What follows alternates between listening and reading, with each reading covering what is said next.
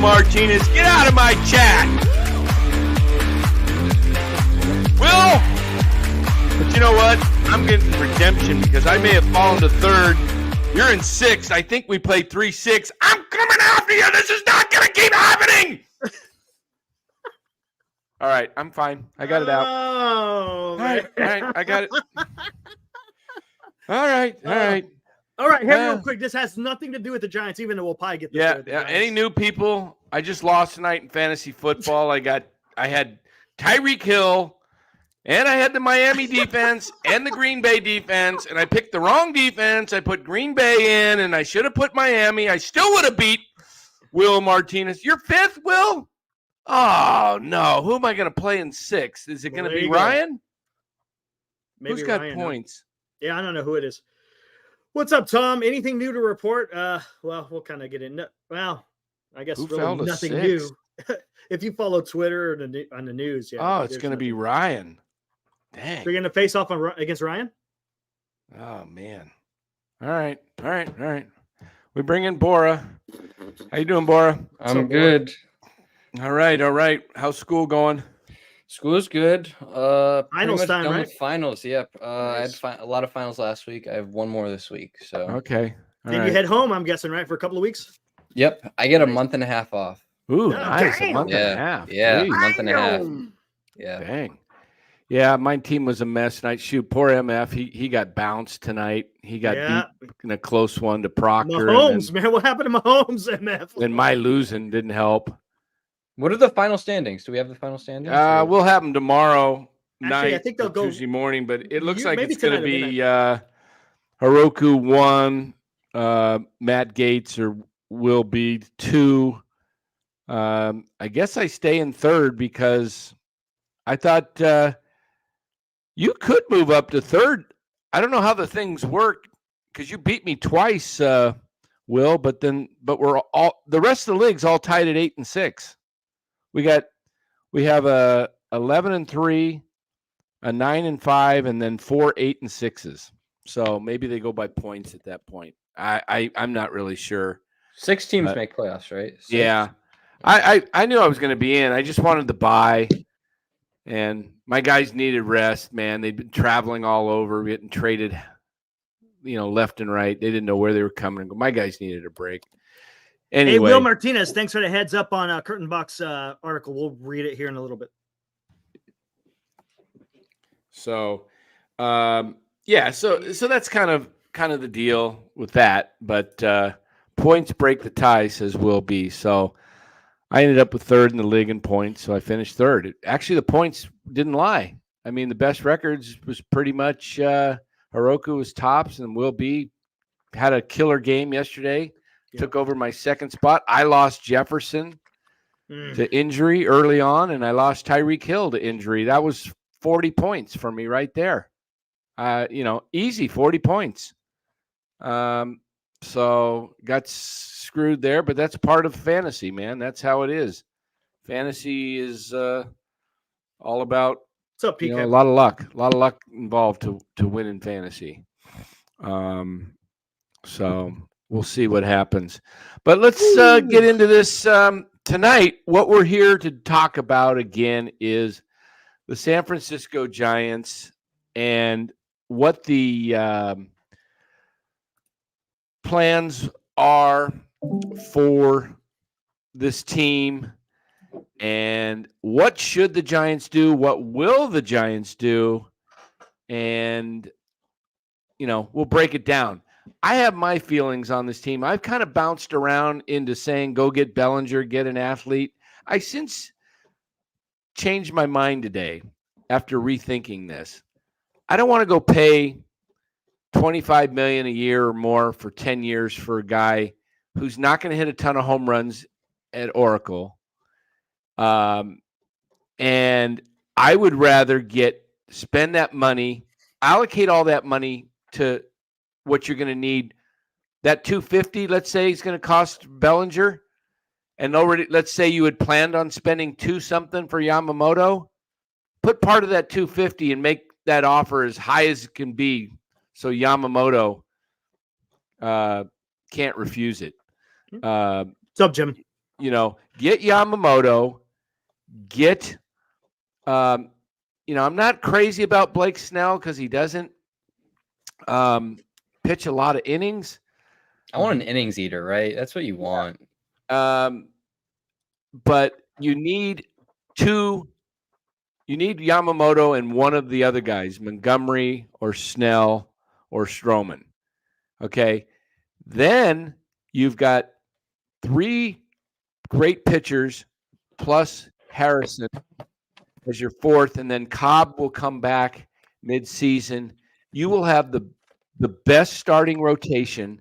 Then go get contact hitters, guys that put the barrel to the ball. I'm talking not just weak ground balls. I'm talking high exit velocity, guys that hit the ball 90 plus miles an hour on a regular basis, and you will win 90 games if you have great defense, guys that hit, that don't strike out a ton. Limit the strikeouts, where the Giants should be striking out 6 to 7, maybe 8 times a game, not 12 to 14. Yeah. I mean, those are just had a lot of those last year. A lot. And you got to find hitters that are not – quit finding guys trying to launch the ball that aren't home run hitters and trying to get, the big 2-3 run homer. Get great pitching and build this team with sound defense, timely hitting, and great pitching, because when you get to the playoffs, we know what happens. Pitching wins games. Is my gain okay on here? Am I all right? You're a little bit good. Maybe just turn it down just a tad. Turn it down a little bit. Just a tad, but you're good. Is that better there? Is that better? Yeah, that's good. Okay, so go get the best pitching, get the best bullpen, get great defense, and make a trade or two for contact hitters. I mean, they had a great one in Donovan Solano, and they let him go. Find guys.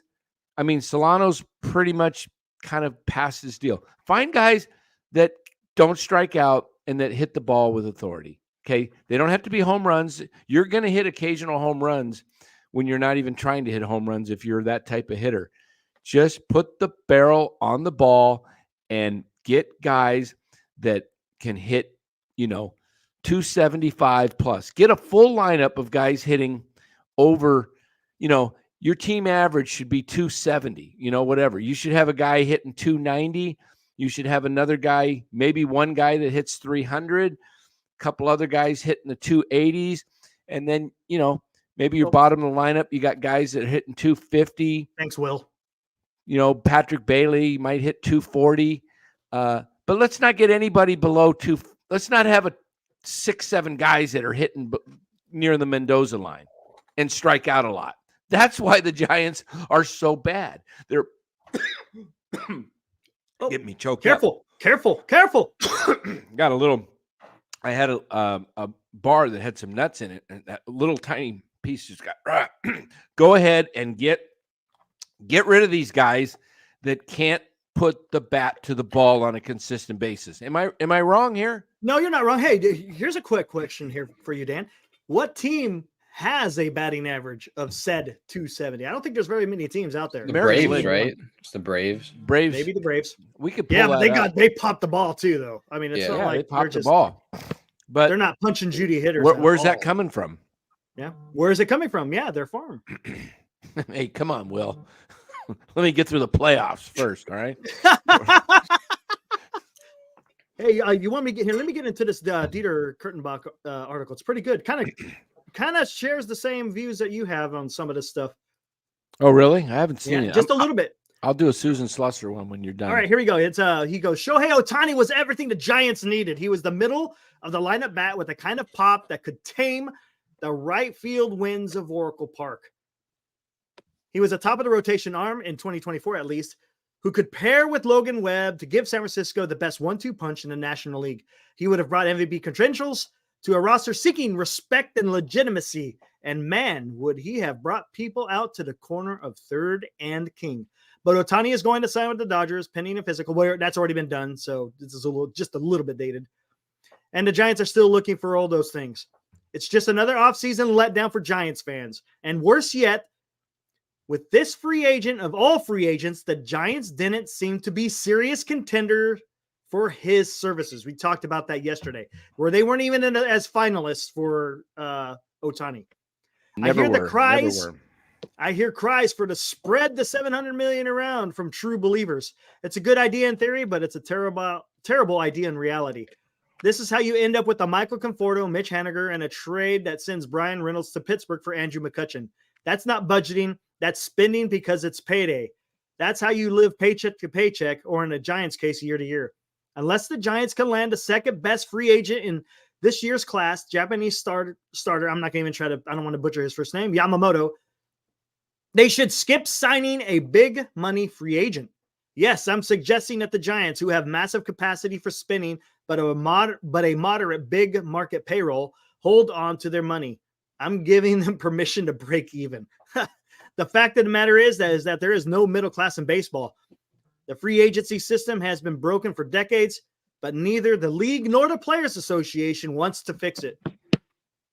And what it leaves us is offseason after offseason of one or two worthy players landing massive record deals and a bevy of others, typically on the downslope of their careers, landing their big one payday by riding that wake. In good, short money, Ohtani, Aaron Judge, Bryce Harper, Garrett Cole is only spent by one team. The rest of the league, or at least the half of the league that spends money in free agency, chases with bad money, overpaying for players who will be under contract for their decline years. This season is a perfect example. After two Japanese stars, they are big names, sure, but there's no one worthy of a 9-figure deal. Yes, you can quote me on that. Two players stand out, Matt Chapman and Cody Bellinger. These guys are tied to the Giants by every insider in the game, but the Giants signing either player would be a textbook case of chasing with bad money again. Let's start with Bellinger. And this is kind of going to your point, Dan, because that's the most frightening outcome. He, like Ohtani, carries an MVP pedigree, having won the award in 2019. And his counting stats from last season indicate that he has bounced back from a 3-year slump that followed the MVP win. But while Bellinger was indeed better last season for the Cubs, he's still miles away from the player he was in 2019. That 2019 Bellinger is a player the Giants need, not the current addition. The case against Bellinger is simple. He doesn't hit the ball hard enough. Last year, Bellinger was 186th in baseball in barrels batted ball event. Interesting. He was 200th in average exit velocity, and he was in the bottom 10% of baseball in hitting the ball hard. That's a massive drop-off from 2019 when he was in the 86th percentile. When you're a power hitter, that's a big red flag. Okay, there it is. I agree with a lot of the things he said. I mean, one thing with Cody Bellinger is his strikeout percentage is really good. He's in the 87th percentile in strikeout percentage. So I mean, that's basically what you're looking for. I mean, I don't know if I would pay him $250 million for that just sort of non-strikeout, right? Someone's going to pay it too. And his exit velocity is down.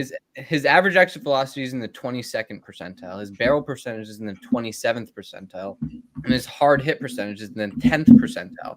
But his sweet spot is in the 86th percentile. So that just tells you he's hitting the ball in the sweet spot. He's just not getting good barrel, or he's just not strong enough to push it out of the ball. Was that today? Was that today's? This is today's. I haven't finished it, but yeah, we'll just stop. Go ahead, there. keep reading. No, keep reading. Okay, here we go.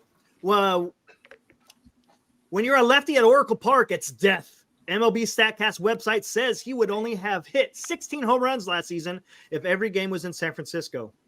Compare that to the 30 he had hit with 162 games in Cincinnati. The Giants cannot sign Bellinger, whether the contract is 1 year or 10 years. It'll be an albatross deal weighing down the entire operation. It's bad money. And what would be even more concerning about such a deal, were it to happen, is that we would know that the Giants are chasing a headline. Yep. If I could see that Bellinger provides false promise, you'd think Farhan Zaidi's army of quants would too. Signing Bellinger, despite that, would indicate an organization that is misaligned and doing things for all the wrong reason, which brings us to Chapman. The former ace third baseman does hit the ball hard, harder than just about anyone in the game. His issue is that he doesn't hit as frequently as he used to, and he didn't have much room for error. The highs are spectacular, 3 or 4 week benders where he hits 10 home runs and laces the ball into every field. The lows are low indeed. He might as well be at the plate with a chopstick. But he's clearly a player in decline. At one point, you could count on him to be the best third baseman in the game. He's still excellent, but he's lost something in the field too. He's 30, and he has played 7 years of ball. It's all pretty typical. If the Giants were to land Chapman, they would be buying 1 or 2 good seasons at best, but likely paying for more. Yes, it might seem like it might be positive to sign a player you can count on to be in the lineup every day for the next half decade, but the new car smell will wear off. And like with a car, depreciation on these kinds of baseball players comes fast. Will you still feel good about the purchase 3 years from now when it's in the shop again and it's showing more wear and tear than it should? Is it a pessimistic viewpoint? Yes, but the world is a bummer sometimes. Free agency might work for teams at the high end. It certainly works for the players. It works for teams at the low end of money term, or both. Unless Yamamoto is coming to the Bay, the Giants have already lost. I'm in agreement with a lot of things he says. Spending what was budgeted for the Japanese star on the next best players would only worsen the situation. I like that article. I have some stats from of Matt Chapman. I mean, his best batting average came in 2018. He batted .278. He was 25 years old. All right. Mm-hmm. In 2019, he batted .249. 2020, .232. 2021, .210. 2022, .229. 2023, .240. I mean, this is the exact opposite type of player that we're trying to bring to the Giants. He's a great defender. I'll give him that, but he's in decline. He's getting older. And I mean, the Giants already have great defenders at third anyway. JD Davis and Casey Schmidt are pretty good defenders. Yep. I mean, he's old. He's 30. And what are they projecting him? He's getting like a 8-9 year deal. Something. I think they're talking to like 120 million, right? I think last time I heard, yeah, it's ridiculous. It's ridiculous. And I don't think Farhan's going to do it. I don't think Farhan's going to pay for Bellinger or Chapman just because that's not his motto. That's not his modus operandi. No, exactly. But, and he doesn't have his feet to the fire anymore. He's got his extension. He's got his 2-year extension. Yeah. So yeah, I'll tell you guys, Dieter's right on in that article because the more I've been thinking about this, my first thought was, react, go get Bellinger, do that. But you know what? Put that money into pitching. It's your only chance. That you have zero chance to compete with the Dodgers at the plate, but you can outpitch them. I'm telling you, the Dodgers, you can't let them get Yamamoto. You can't let them get Snell. Go get those guys and see what happens when you face them in a 3-game series and you throw Webb, Yamamoto, and Snell at them. And they got their 3 big bats that you can neutralize. Because once you get past those 3 or 4 guys, and Will Smith included, the Dodgers aren't overwhelming. Right now, I put the Braves 1. I don't even put the Dodgers as the second best team in baseball. I think the Phillies can take them. I think the D-backs can take them. Yep. D-backs. I mean, they signed Eduardo Rodriguez, right? Yes. Rodriguez. That's cheap. A 1-2-3 punch of Rodriguez. Who's the other? Gallen Kelly and Kelly. Gallen. How hilarious would it be? How hilarious would it be if Ohtani goes to LA and doesn't make the playoffs the first 2 or 3 years? Oh. It'd be like, oh my goodness, what in the heck? But let's be realistic. He's probably going to have a hell of an offensive year if he's not pitching. This year. For sure. Right. Yeah. Hey, you know what? And let's get back to his deal. A lot of people are upset about his deal. I think it's a brilliant idea by Ohtani and his agent. And it would not shock me if his agent does what I do or has someone in his office that does what I do. Because you know what I would do is all you have to do is put about $350 million into an annuity right now for 10 years. And that thing will guarantee to grow to $700 million in the 10 years. And there's your payday. Mm-hmm. And they basically got away with paying Ohtani $350. You see what I'm talking about? Yeah, I hear what you're saying. Ohtani's going to get his $700, but the Dodgers are only going to pay out, it's not going to cost the Dodgers that much. They can put an annuity And right now, rates are as high as they've ever been. You can get a guaranteed fixed rate over 6%. Money doubles in 10 years at 7.2%. Okay. So figure out what you got to do to get to 680 and put that amount in. And you could probably get, you could probably find somewhere you get 6.5. There's investments that I have that I can get you 8% guaranteed for 5 years. Okay.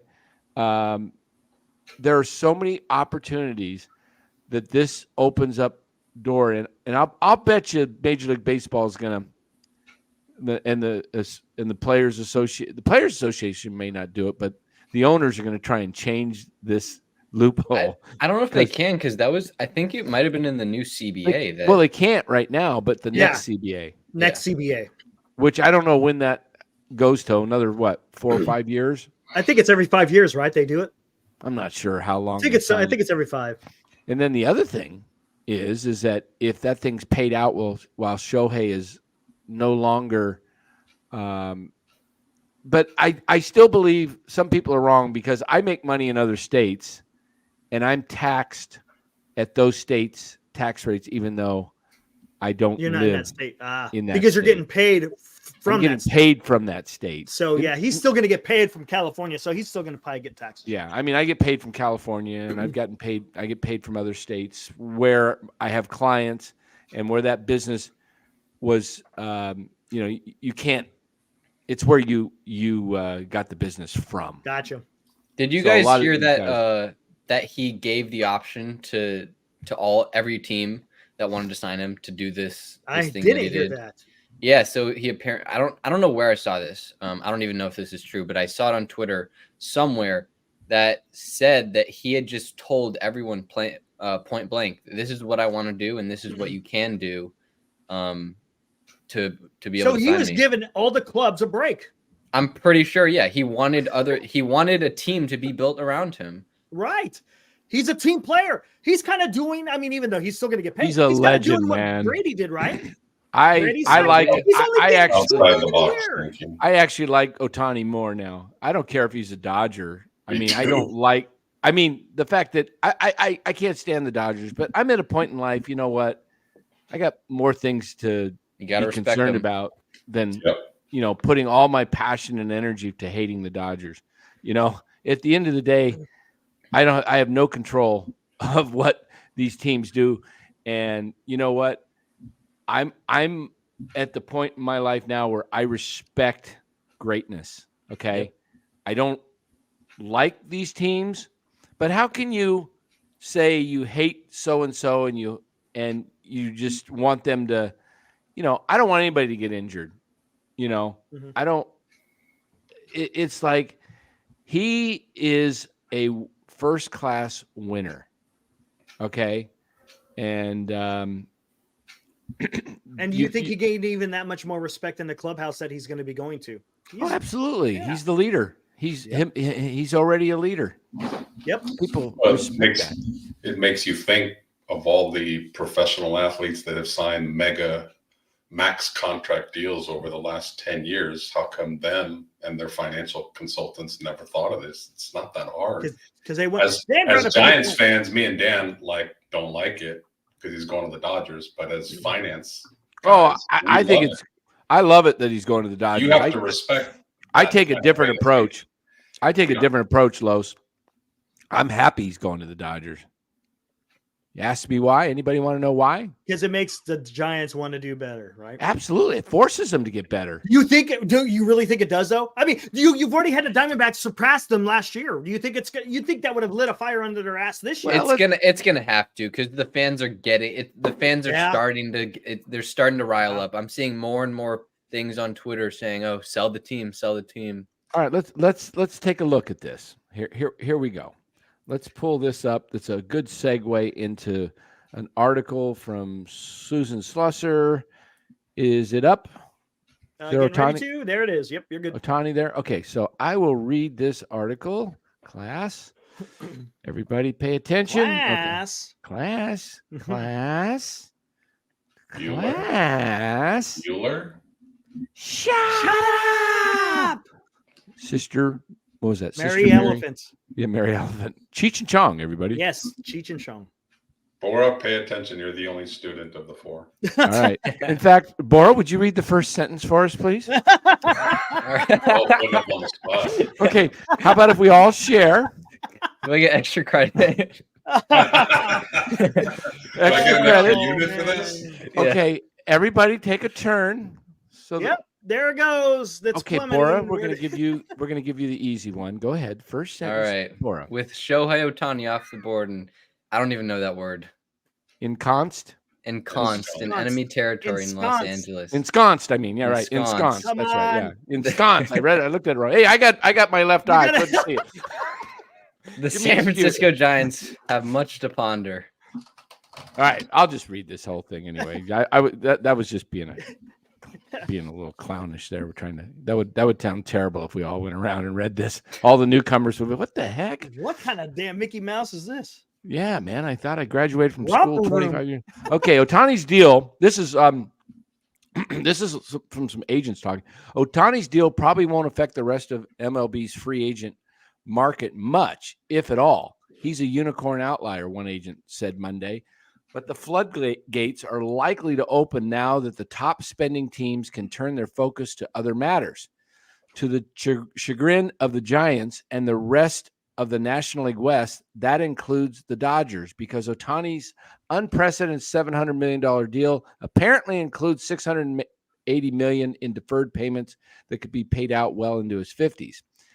Agents and executives with whom the Chronicle spoke after the Ohtani news didn't agree on everything. But now that the Giants have missed signing Ohtani, Aaron Judge, and Bryce Harper in recent years, the agents and execs are of like mind that President of Baseball Operations Farhan Zaidi must make some significant moves. The Giants in particular are in a tough spot because there's an expectation there to be able to keep up with the Dodgers and the Padres, one former NL executive said. The Giants are used to winning.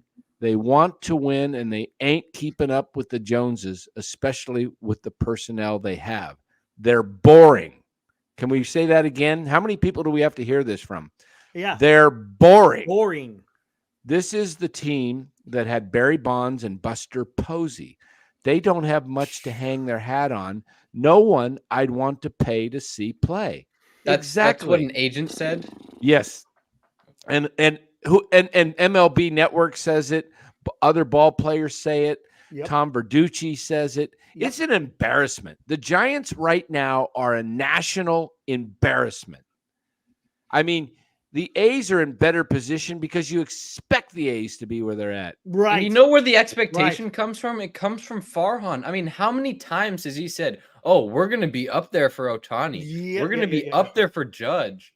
We're going to be up there for Harper and Stanton. I mean, he's said this so many times, so the expectations are high. I mean, I don't know why he just doesn't keep quiet. Yep. The expectations would be much lower. Well, that's what they said. They said all I heard in the last few weeks is, this feels different. This feels different. Yeah, because they're quiet. Yeah. They're quiet. Yeah. They were quiet because they were told by Ohtani. They just went a different way of doing the same thing. And Instead of opening their mouths, they were just quiet and still did nothing. Yeah, exactly. I want to finish this article, and then I want to make a comment on Ohtani, the way he handled the signing. I've been hearing a lot of negativity, and I'll broach that here when I finish. If I'm the Giants, this is this agent talking still. I have to get Yoshinobu. I think that's how you say it. Yoshinobu Yamamoto. I have to compete with the Dodgers. I have to get an international star, and they have to get Cody Bellinger and someone on the dirt like Matt Chapman. The Giants pursued Ohtani vigorously. We just read Dieter's that was opposite of Bellinger and Chapman. I tend to agree more with Dieter on this because I don't want to spend money just to spend money. I'm tired. You know, you got Casey Schmidt. Okay. Yes. You've got Matos. You've got guys coming up. Let's deal with that or go make a trade. All right. The Giants pursued Ohtani vigorously, but a price tag of $550 million plus for a player who might be limited to being a designated hitter for much of the rest of his career gave them pause. You see, they always pause. Just Always. Andrew Friedman said, if you always do what was the quote? If you do approach everything kind of cautious or with free agency, you'll always finish third. Yeah, you're talking about Andrew That might have been Fried, a direct shot at Farhan, maybe. could have been. He I said mean, if you're what is it? Not logical, but yeah, something to the effect that if you're just cautious, you're gonna finish third every time. Yeah, every time, yep. And that's Farhan, and we got him. Yep. So they still limited to gave him pause. They still have that money though. And agents and executives are interested to see if they spend it this winter and how. All teams do stuff like that, whether it's a $500 million budget or even a $15 million budget.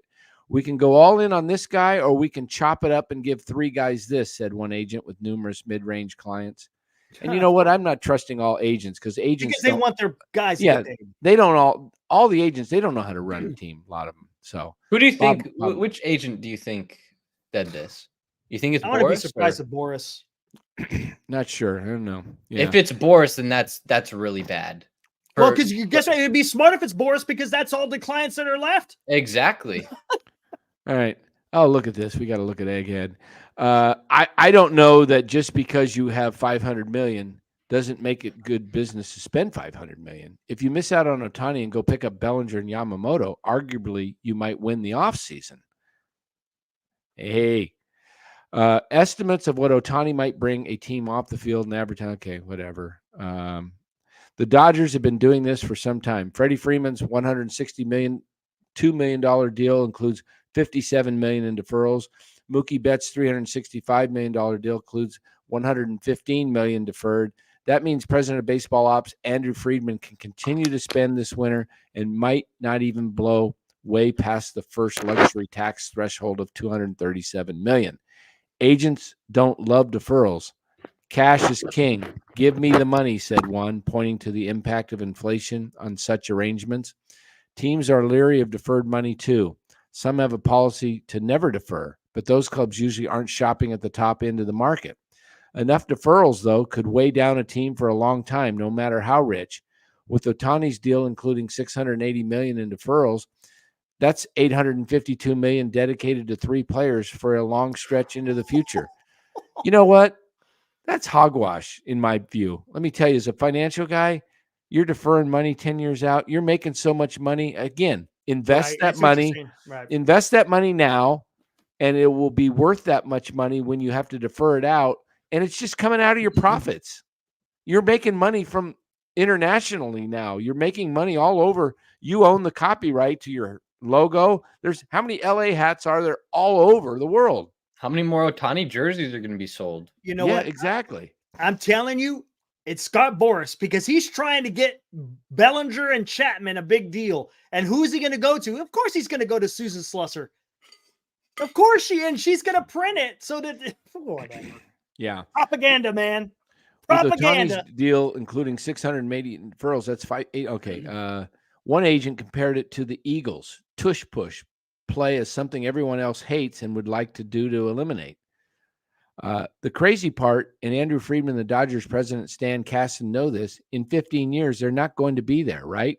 So what do they care? The A-list agent said, oh, we deferred money for 25 years. Not my problem. Well, you know what? The owner of the Dodgers, the big guy, is Mark Wahlberg. Wasn't he the guy in Fast and Furious? Is that the same Mark Wahlberg? Or different? Probably not. Okay. No, he passed away, right? That one? Who's the guy that passed away in Fast and Furious? Don't know. The guy in the got in his Paul car. Walker. Paul Walker, yeah. I don't know. I thought is Mark Wahlberg, is he an actor? Yeah. Mm-hmm. Okay, and he's the one with the Dodgers, right? No, he's East Coast. Somebody look that up. I thought Mark Wahlberg was dealing with the Dodgers, was the head of the Dodgers. Somebody look that up while I read this. I'm not impressed with it. This isn't something I'd be out there effing bragging about. I'd argue $600 million for 12 years with no deferrals is the better deal for the client. You know what? That's Boris. You might be right. And or it could be another agent. But you know what? Ohtani did this. Ohtani Ohtani doesn't. wanted to do this. Ohtani makes so much money. It's from all of his commercials, and how much does he got going in Japan that we don't even see? I bet you Ohtani's. I'll pull this tweet up. Bob Nightingale today, he just he tweeted about the. Let me see. Let me pull this up. While you're pulling up, let me finish this. The former National League executive refused to defer money. That was one thing we really stayed away from, he said. We didn't want to put our organization in a position down the road to have these long-term bills. Is it dangerous? Yes, but teams do it because they feel the industry will be able to support it down the road. However, as regional sports networks struggle and fold, there is some fear that TV money might shrink substantially. Whoa, yeah. Streaming services might wind up being even more lucrative. However, and the Dodgers are one team sure to be in demand, whatever the platform. Lots of debt could affect the team's sale, but there are zero indications the Dodgers will be on the market in the next decade. Ohtani increases the franchise value right now, potentially by a factor substantially more than his contract. Even if he never returns to pitch or is limited to being an opener after 2 Tommy John surgeries, he's just that great. He's just that great a hitter and an international superstar. The only major risk is the same as for many other major contracts, a significant injury in the first few years. If you're going to play in those waters, you're hoping you get 5 productive years out of that player, the former national executive said. Ohtani's got the ability to be productive for a long time, and that deal is going to be insured. The Giants could be looking up at the top of the division for a long time. The Dodgers will pay whatever it takes to win. That's the message, one agent said. And the Padres, even with something of a reset this winter, have an aggressive head of baseball operations, A.J. Preller, who will do crazy ass to get better. The national exec said. The young pennant-winning Diamondbacks are only going to get better. The Giants have plenty of money to spend. Realistically, the team could focus on pitching and defense and find a winning formula. That would mean signing Chapman and either Bellinger or Kevin Kiermaier. There, I told you, Kevin Kiermaier, according to the National League executive, along with Yamamoto and another top-flight starter, all for less than signing Ohtani. Problem is, Farhan will not get Yamamoto, will not get Bellinger, may get Chapman, and will get Kiermaier. And will get Kiermaier. There are no guarantees even for the Dodgers. The Padres and Mets went big last winter and came up empty. And as much criticism as Zaidi gets in the Bay Area, it's nothing close to what Yankees endure or even the Dodgers. Farhan is lucky in some respects, said the agent with many big league regulars. He got enough payroll flexibility to be one of the 5 finalists for Ohtani, and it's not all warm and rosy being Friedman or Brian Cashman. A lot of times you have to do stuff just so that other guys can't do it. And here's a point seldom made in the wake of Ohtani signing. A DH wasn't the Dodgers' top need, just as it isn't the Giants. The Giants have like 9,000 needs. Jeez. How does this fit with their pitching? The agent with numerous established players said. Why did the Dodgers lose this year? They didn't have the arms. This doesn't address that. If he can pitch again in 2 years, great. He might not. We'll see what happens. Ohtani hasn't regressed. He's a great player, but this smells an awful lot like the Albert Pujols or Josh Hamilton deal, where you're going to look back and say, yeah, that was a lot of money that just didn't end up panning out. There's only one Ohtani when it comes to star power, though. All the Bellingers, Yamamotos, and Blake Snells can't compare, much as Mitch Haniger and Michael Conforto didn't add up to Judge. Very, very good baseball players will help your team win, but they're not luminaries. The mid-range agent said. Bellinger and Yamamoto aren't iconic. Only one of these guys shakes the entire foundation. None of the player agents contacted for this story represents any of the players mentioned. Well, there you go. Interesting. There we go. All right, here's the Nightingale tweet real quick, Los. Shohei Ohtani is expected to earn $50 million in endorsements, so his salary from the Dodgers will be $52 million. Well, there you go. Yeah, you knew his endorsements were going to get. I think it was his salary this year. What'd you say? It's going to be $52 million with endorsements. Yeah. That's what I guessed. I guess it was about $50 million. Yeah. Why would he want to take all that money and not even see half of it? Smart. Exactly. Steph Curry did that. He makes a lot of money in Under Armour. Yep. I don't think you can do that in the NBA though. Really? Oh, I don't think you can do. I don't think because of their way their cap's set up. So there we go, guys. I think the Giants. The article said they have wasn't their top need DH. Well, you can go. How about 3 outfield spots, a couple of pitchers, ADH. I mean, this team is got to go back to how did you win 3 World Series championships? Pitching and defense. Pitching, defense, and defense, timely hitting. Timely hitting. They didn't have any boppers. Nope. Who was the guy that had the most home runs? Nobody hit 30 since Bonds left. I mean, the closest was Belt with like 28 or 29, right? Well, that was like 2 years ago. Yeah. Yeah, but in the World Series years, was it Pence that hit 20 something? I mean, I think Posey hit like 22. Aubrey Huff led him in 2010. Yeah, I mean, these guys, they didn't hit a ton of homers. So traditional hitting. And go find those guys and develop those guys. And they had a great bullpen. Yeah, absolutely. Their starters went 6 or 7 innings, and those 3 guys brought it home. That's the winning. I'll be right back. Grab me something to eat. All right, and tell me where and tell me at what stage are the Giants currently enabled to do that? Yeah, exactly. There's nothing. There's nothing. I mean, even if you, I'm totally against signing Bellinger and Chapman, right? But even if you sign those 2 guys, right? That's like the Twitter meme of a Lamborghini outside a crap house. Who else do you have to protect those guys? Exactly. You don't have any other guys. And guess what? You can't. There's no other free agents to sign. You're going to have to make a trade.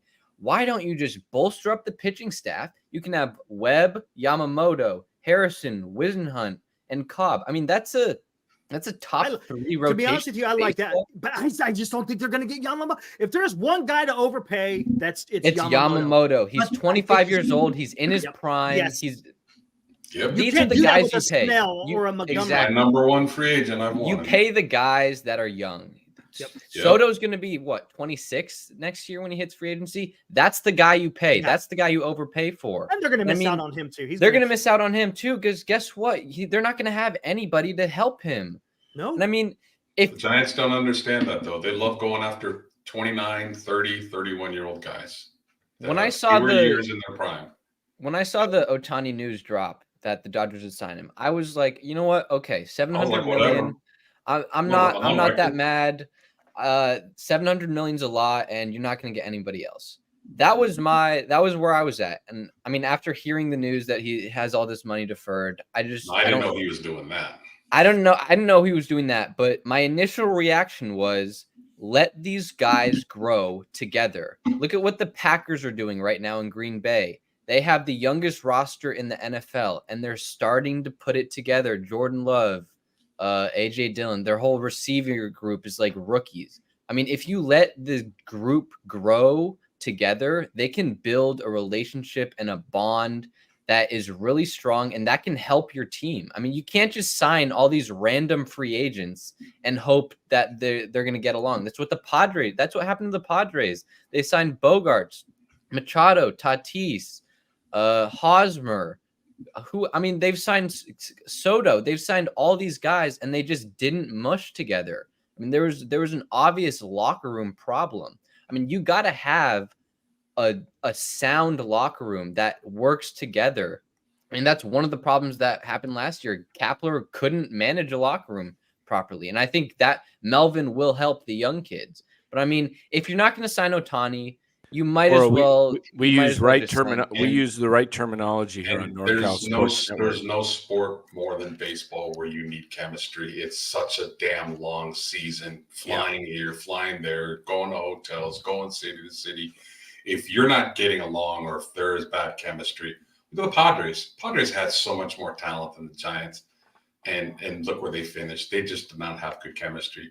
I know Casey said on the other night on the interview that he said the politically correct answer. Well, if they do get Matt Chapman, it'll better the team. Deep down inside, he would be like, I'm pissed. Like, why aren't you giving me a shot to have this job? Like, let me earn this job. I could be your third baseman of the future. So he's going to say the right thing, obviously, but that's something that could mess up chemistry, because the young guys will be like, damn, like Casey's pretty good, and you bring in Chapman, like, okay. So now here we go again. Now all the young guys are going to get upset, like, oh, same old Giants organization. Like, don't trust us, screw us, and just keep bringing in veterans. It hasn't worked in the last 3 years, but you're going to keep doing it. So huge. The correct terminology is locker room is football. Baseball is, what do we call that, Bora? What? Club Med? No, we call it the clubhouse. Oh, yeah. The clubhouse. See? I have to tell Bora where you gotta train me. Yeah. Where's our gosh? We got the chat is flying here. Where did that chat go? Where did that chat that go? Why are you finding that? I mean, we were talking about needs, right? Chapman, third base isn't your biggest need. Nope. It's really not. Nope. I mean, JD Davis gave basically a replica year of what Matt Chapman did. I mean, seriously, look at the stats. JD Davis was a top 5 third baseman last year for the most part of the season. He fell off towards the end. For a good part of the year, he fell off. For a good part of the year, his defense was really good. His defense was at an all-star level, and his hitting for the first half of the year was at an all-star level. I mean, it's just not a need. The only weakness I see in the Giants infield right now would be shortstop, because Luciano, we don't know what Luciano is going to have as far as defense is concerned. Yeah, defensively we don't know, but you know what? I'm willing to give what we have at first base either. Really. Well, Lamont Wade, he suffices at first, but he's not okay. an everyday player. That's the problem. Yeah, you got to get everyday players. You can't be doing this platoon stuff just because guys are decent. So who's the first baseman? Who do you get? Reese? Hoskins could play every day. Okay. He's not. I mean, you're going to have some guys that swing and miss and power, but you got to. The best way to do it, in my view, is have 6 guys that are going to, get on base a lot. Get that on base percentage up into the mid 3s. So what do you do with Wade then? You can't throw him in the outfield. He can be your platoon outfielder first baseman. He can be your platoon outfielder first baseman. I mean, a guy that's your 4th outfielder and occasionally. Okay, what are we going to do with? He could be your DH. He could be your DH. You got to get rid of some of these guys. You got to get rid of some of these guys. You got to get rid of 2 of these guys. 2 or 3 minimum. Yeah. Minimum 2. I've said this before. You got Slater and Haniger from the right side. You got Conforto and Yastrzemski from the left side. 2 of those 4 got to go. I don't know which ones you send off, but 2 of the 4 you got to find something that'll bring you back something. Okay. I'm of the mindset of, let's build this thing with pitching, as I said. Pitching and I want to get one of the things I mentioned I wanted to get to was I'm hearing a lot of talk about how a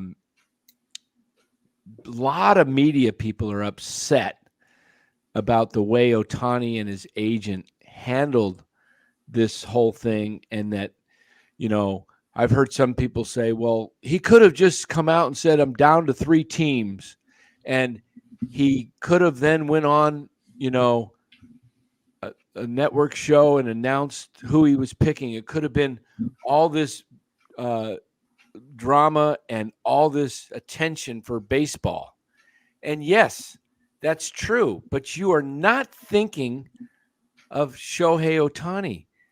He is not a limelight. He's not American. He's not from America. He's not a narcissist like LeBron James. Okay. It's not, oh, hey, all hail the power. Here I am. He wants it quiet. He wanted to make the announcement low key on his own. And you know what? He's earned that right. Yeah. Who are you? And these writers, the guy that broke it in L.A. What was his name? CJ or RJ or Hornstra or something like that, or something weird. Yeah. yeah. You know what? I'm hearing people defend him, saying he's a really upstanding guy. And well, you know what? Where'd you get your news? You didn't get it from Ohtani's camp. So what made you think it was guaranteed? You trusted somebody and went with it and said he's a Blue Jay. Now, and then John Morrissey comes out and says he's on a flight. He's on his way to Toronto. It was Robert Herjavec. Yeah. Robert. Okay. Robert, why don't you tell us your source? Because he's the one your source. That's the guy that was on the No. plane. That was the guy that was on the plane. Oh, okay. It wasn't Ohtani. All right. I don't know. I thought it was the writer in L.A. Why does the writer in L.A. come out and just, hey, this was my source. I trusted it. Unfortunately, it was a bad source. You know, you got egg on your face when you come out because you're so darn worried about being the first one to get it right, and you got it wrong. And you got it wrong. And you look like an idiot. You know, I mean, hey, come on. There's people all the time. Everybody has opinions, and we're all always, you know, we hope we're better than 50% right with our opinions, but you know, we're not infallible. We mess up on our opinions, and sometimes we get them right.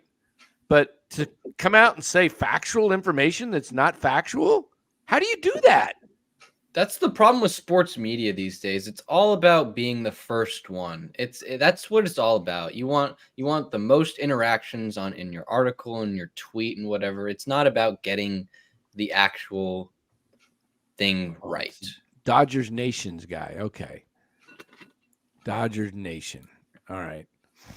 Well, I mean, why is it on Ohtani to let everybody know where he's going to sign or where he's looking? That's him and the Dodgers' responsibility. That's between them and whoever team he's going to sign with. Respect him, the man. Okay. Exactly. You know, this is why I'm telling you guys, there are certain personalities. You got to understand who people are, because this is probably why, of all the scoop and all the information, that some guys will not give you all the stories that you want because you're going to try and scoop it and be the first one. You're just better off just, you know, hey, if you come up with the scoop yourself and you figure it out, great, more power to you. If you've actually scooped it, got it right, and, you know, but to just come out and factually say this is what's happening, you know, I think Ohtani is, you know, he just is a guy that is private, and he's not, obviously it's not all about him. He's an anomaly. Or he would have taken $600 million up front. Give me the money. Give me $50 million a year. And I mean, the CBA deal, it's still costing the Dodgers what, like $45-46 million a year toward the tax and the cap, or whatever it is. I believe it's like $46 million. There you go, Will. Flaherty, Chapman, and Bader, or Kiermaier. Those are my guys. Yeah. The faster we start, I think he's saying, yeah, accepting it, in the less painful, disappointing this offseason will be. Yeah. I'm not expecting them to get Yamamoto. I'm on here telling you what they should do. What they should do and what they will do, worlds apart. Opposite ends of the spectrum. Yep. Here, I have a question for you guys, and this is the chat too. Would you rather sign Bellinger, Chapman, and Harrison Bader, or sign no one at all and just roll with the farm? Oh, in that case, that's an interesting question, because you could always trade those guys too. They're assets. Let's assume that you have him for the entirety of their contract. Well, Like, No way. yeah, I don't think I want that albatross because I don't think Bellinger will perform in Oracle as he will in other places. Do we? If we pulled up, we can actually do it on Baseball Reference. I don't recall Cody hitting a ton of home runs at Oracle. I know he's hit a few, but Don't do it.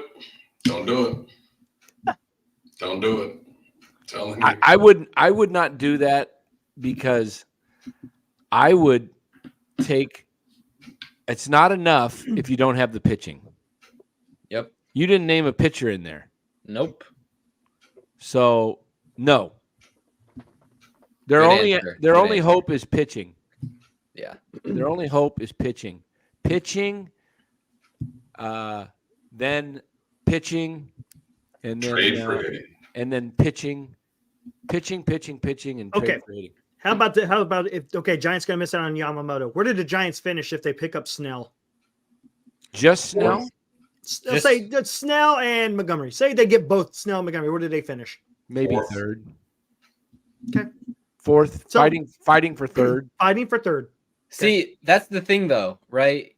Fighting for third this year, but you're going to have those guys for at least 5 years. And if the farm produces like we hope and expect it will produce, you're going to be better set for for 2025 and 2026. Yeah, exactly. Because you're still going to have those guys. That's a good point. That is a good point. I think you got to get pitching, but Bub Rab. I don't think Montgomery's coming here either. No, Montgomery's going. He's either going to stay in Texas or go to Boston. And I'm not sure if he's. I think something's happening with Texas, with their TV deal. That I saw that. Yeah, I saw that. May affect their ability to re-sign some guys and with the money they got. So, to me, if I'm a baseball owner, though, I don't want to hemorrhage and lose money, out the yin yang. No. But if I'm winning and I'm still losing a little money, I'm making money when I sell the club at some point. The value, the Giants bought the club for how many million was it in 93? Was it 400 million? Something like that, yeah. 450, 5 somewhere there. We're still with $4 billion, yeah. We're 3.7 billion and growing. Yep. So you guys. Hey, Sawyer, supposedly A lot of equity. Milwaukee's not going to trade Burns. Supposedly, they're going to hold on to him. They can extend him or just hold on to him for this year? Probably hold on to him probably this year, and that's it. They'll trade him The eventually. White Sox will trade Dylan Cease. You know who I want? I want Scooble from the Tigers. I like him a lot. He's good. The he's lefty? good. Yeah, the lefty that throws hard. Yeah, he's good. He's good. That's a good scoople. Mhm. But they already lost Rodriguez. I don't know. You think they'd trade him? Maybe. I heard. I don't know when I heard it or where I heard it, but I heard somewhere that they might be open to trading him. I think. I don't know if that report had any factuality. Kyle to it, McKiernan. Here's my question to you guys: is Crawford picked up, or is this it? I think he signs a 1-year deal with the D-backs as the backup shortstop. What would you do if he signs a 1-year deal with the Giants? I'd be happy. As long as he's not the starter, if he's an occasional guy, give loose. They better not do it and say, okay, I think the best thing the Giants can do for Luciano is have Crawford move on. You don't want Brandon Crawford like standing over your shoulders with the pressure.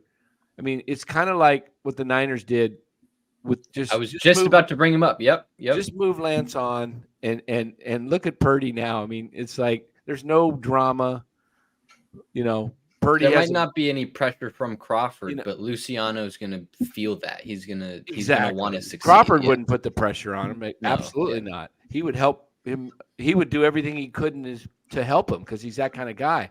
But, imagine the 49ers had Lance, and after the Niners lost 3 in a row, the last one being you're going to hear some talk. Oh, my goodness. Where's Lance? We need Lance. It's like move him out of the building and wish him well. No matter who the Giants get or don't get, for them to really start getting this thing going in the other direction, they have to have at least 3 of these young guys take the next step. At least Yes. 3. More likely, realistically, probably 4. They can't have Luciano cannot be a bust. Bailey cannot regress. Casey Schmidt cannot regress, although his batting average can probably go nowhere than up. Matos cannot regress. I'm hoping Matos is hitting the weights, and I hope he comes in a little stronger. Ramos needs to step up. There's young guys there, and Ramos, frankly, none of them step have up, really but they don't give him a shot. What's How that? did Ramos, they won't even give him a shot. He did great at AAA, and they wouldn't play him. They bring him up, they send him down. They let Some guys are just gamers. They might not practice well or whatever. And I mean, I don't know if that's what happened with Ramos. I mean, he was hitting well in AAA, but I mean, it's obvious that someone had something against him, or like they didn't like him for him not to get a shot. Who knows? Could have been Kapler. I don't know. One of the 3, Harrison, Wisenhunt, or Black needs to be in the rotation. One of those 3. If it's 2, great. But what's going to get frustrating again, we're just going to be recycling this thing and talking about it again, is if some of these guys in spring training are really doing well and they get sent down, that's going to get people angry again. It's just going to, they're just going to be keeping these veterans up to block them. So these young guys need to be the core, and then we'll fill in other pieces by trade or by free agents, because getting Bellinger here is not going to make a big difference. No, it's really not. It's not going to make. It really isn't. You're going to pay a guy 25 to 30 million. That was a great article. Like, he would have hit about 15 homers here, because this ballpark is not suited for him. He's going to strike out a lot. He's going to give you a great glove, but for 30 million, you better do more than give me a good glove. He's going to sign with Toronto, I believe, or the Cubs. That would be a good. Yeah. I think Toronto comes in. They had that money allocated to Ohtani, right? So they don't have to spend nearly as much. And you know what? If I'm Toronto, I'm going to. That's a good signing for Toronto. Take that money and go get Bellinger and add to your rotation. Yeah. Here's the one thing that I'm a little not skeptic of, but I'm intrigued by a little bit with Bellinger. In 2022, he struck out a total of 150 times. Last year, he struck out 87 times. Yeah, it's 87. Yeah, his strikeout rate went down. He cut his strikeout rate almost in half. So I'm wondering if that's exactly. I'm wondering if that's going to continue, and he sort of he found something that worked, and he's just going to stick with it. I think he took some swing out of it. That's why he's got a hard hit rate. He might hit as many home runs, but a lot of these ball players, it's pretty amazing how they have these great years in contract years, right? That's the thing. Years. That's the thing. They go get their in the old days of 10, 20 years ago, they would just do how about Tatis? He went out, he did roids, but he got his money. Yeah, he did. These owners and GMs are such suckers, I swear. Professional sports has to be the only industry on the planet Earth that never, ever, ever has a recession. Ever. Real estate goes down. All these different sectors go down at some point. We had COVID a few years ago where there was nobody in the ballpark. Nobody. The owners were making no money on revenue, on seats, on sales. 3 years later, $700 million. And the players were still saying, I want to raise. And the owner's like, dude, did you see our attendance? Our attendance last year was 0. Our hot dog sales, wait a minute. 0. Those cardboard Our boxes. beer sales, 0. Oh, yeah. 0. We got to pay $50. No, I want money. I want to raise. Okay, here you go. Who was the left fielder for the Giants that used to fire the ball at the cardboard? Had fun doing it. Who was that left fielder? He was funny watching him do it. I should have stuck with baseball, man. Somehow. Who was the guy? Somebody in the chat remembers. All of a sudden, I'm forgetting the outfielder of the Giants that used to fire balls at the Dickerson. That's what Gilbert said. Yeah, Alex Dickerson. That was hilarious. What a, Road King Bob says Bellinger's shoulder is getting better. I don't know. That's the thing. Yeah, that it is. I'm It is. confused. Is it getting better, or is it permanently scarred to the point where he had to make adjustments to his swing and that took away his power? Maybe. Right? Maybe. Good point. And he's just gonna be a complete different hitter for the rest of his career. Or is it getting better? I would take look at his stats. Let me pull him up. I would take his stats last year every year. Oh yeah, for sure. Crap. If that's all he is, I mean, if he did what he did last year for 10 years, he'd make the Hall of Fame. He would, yep. Let me pull him up here. So I'm going to go on record and say Julio Rodriguez is going to be the first professional athlete to have a $1 billion contract. No 1 way. billion. No way. 1 billion. Hey, Eric, it never stops. Why Yeah, should it true. stop? Think about this. Think how crazy is this? Aaron Judge just got $360 million last year. I don't see it. I don't see it. Ohtani doubled that almost. That's because he's got the pitching. He got paid. But he doesn't have the pitching. That's just it. He will. He's He will. hurt. He may. He's hurt. I don't know. He's hurt, guys. He's hurt. All right. That arm is not going to be the same after 2 Tommy Johns. It's not. I just did a poll. I right? love Bora's idea about a closer. I think he could maybe come back and be a closer and throw his fastball and his split. Those 2 pitches are enough. But if he goes back to starting and he's throwing sliders and curves, Dan, you know how that screws up your arm. And he's already got 2 Tommy Johns. It's going to be all bad. Make him a closer and take a look at that. If you had a guy that had 500 at bats, got you 153 hits, 26 homers, batted .307, drove in 97, stole 20 bases, on base of 356, a slugging of 525, and an OPS of 881. I would take that over, a guy that hit 40 bombs and hit 240. Exactly. Right. And Yep. So if that's the new Cody Bellinger, I'll take it. But let me show you the old Cody Bellinger of 2019. While you find us, I did a poll in the chat. I said, at this time, where did the Giants finish in the NL West in 2024? 45% say 4th place, 34% say 5th place, 11% say 2nd. Can't believe what are you guys smoking? And then 9% say 3rd. Smoking that Robert Rothberg. Maybe Robert voted. Well, what was the percentage of 4th? 4th is 45%. Will think that they will finish in 4th. And how many in 3rd? 3rd, 20? 9%. And 2nd was what? 11%. Oh, come on. All right. Any percent? There ain't no first place. I put first. There's no way. Look at that year. That was that's a Willie Mays year. That's a Barry Bonds year in 19. Look at that. 558 at bats, 170 hits, 34 doubles, 47 homers, 115 RBIs, 15 stolen bases, 95 walks, only 108 strikeouts, 305, 406 on base percentage. I know. A slugging of 620 and an OPS of 1,035. He was awesome. I'll tell you what, I think his shoulder is getting better because there's some comparison there with he didn't strike out a ton there. 108. He walked a lot, though. That's the thing. Yeah. The only difference is Willie Mays does that every year. Look at his walks after that year. That's interesting. When did he hurt his shoulder? 2020. So his shoulder was bad for 3 years? No, in the World Series, the Cracker Jacks box World Series where there wasn't, real. So that 2020 season is all with a healthy shoulder.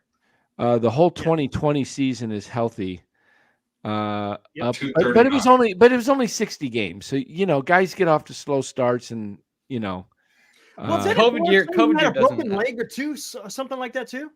What? Yeah, I think he did too. So Yeah, the 21 and 22 season were the ones that were. I think 22 he was just like trying so hard to get back to what he was, and I mean he was awful in 21, 165 and 210. Those are 2 bad years. If he's really healthy, I don't think he's coming to the Giants though, because he's not going to put up those numbers. No. And you know what? Players care about their legacy, and he's got the potential. If he can put up, if he plays, let's say he plays 10 more years. He's what, 28? How old's Bellinger? I just had it. Let me pull it back up here.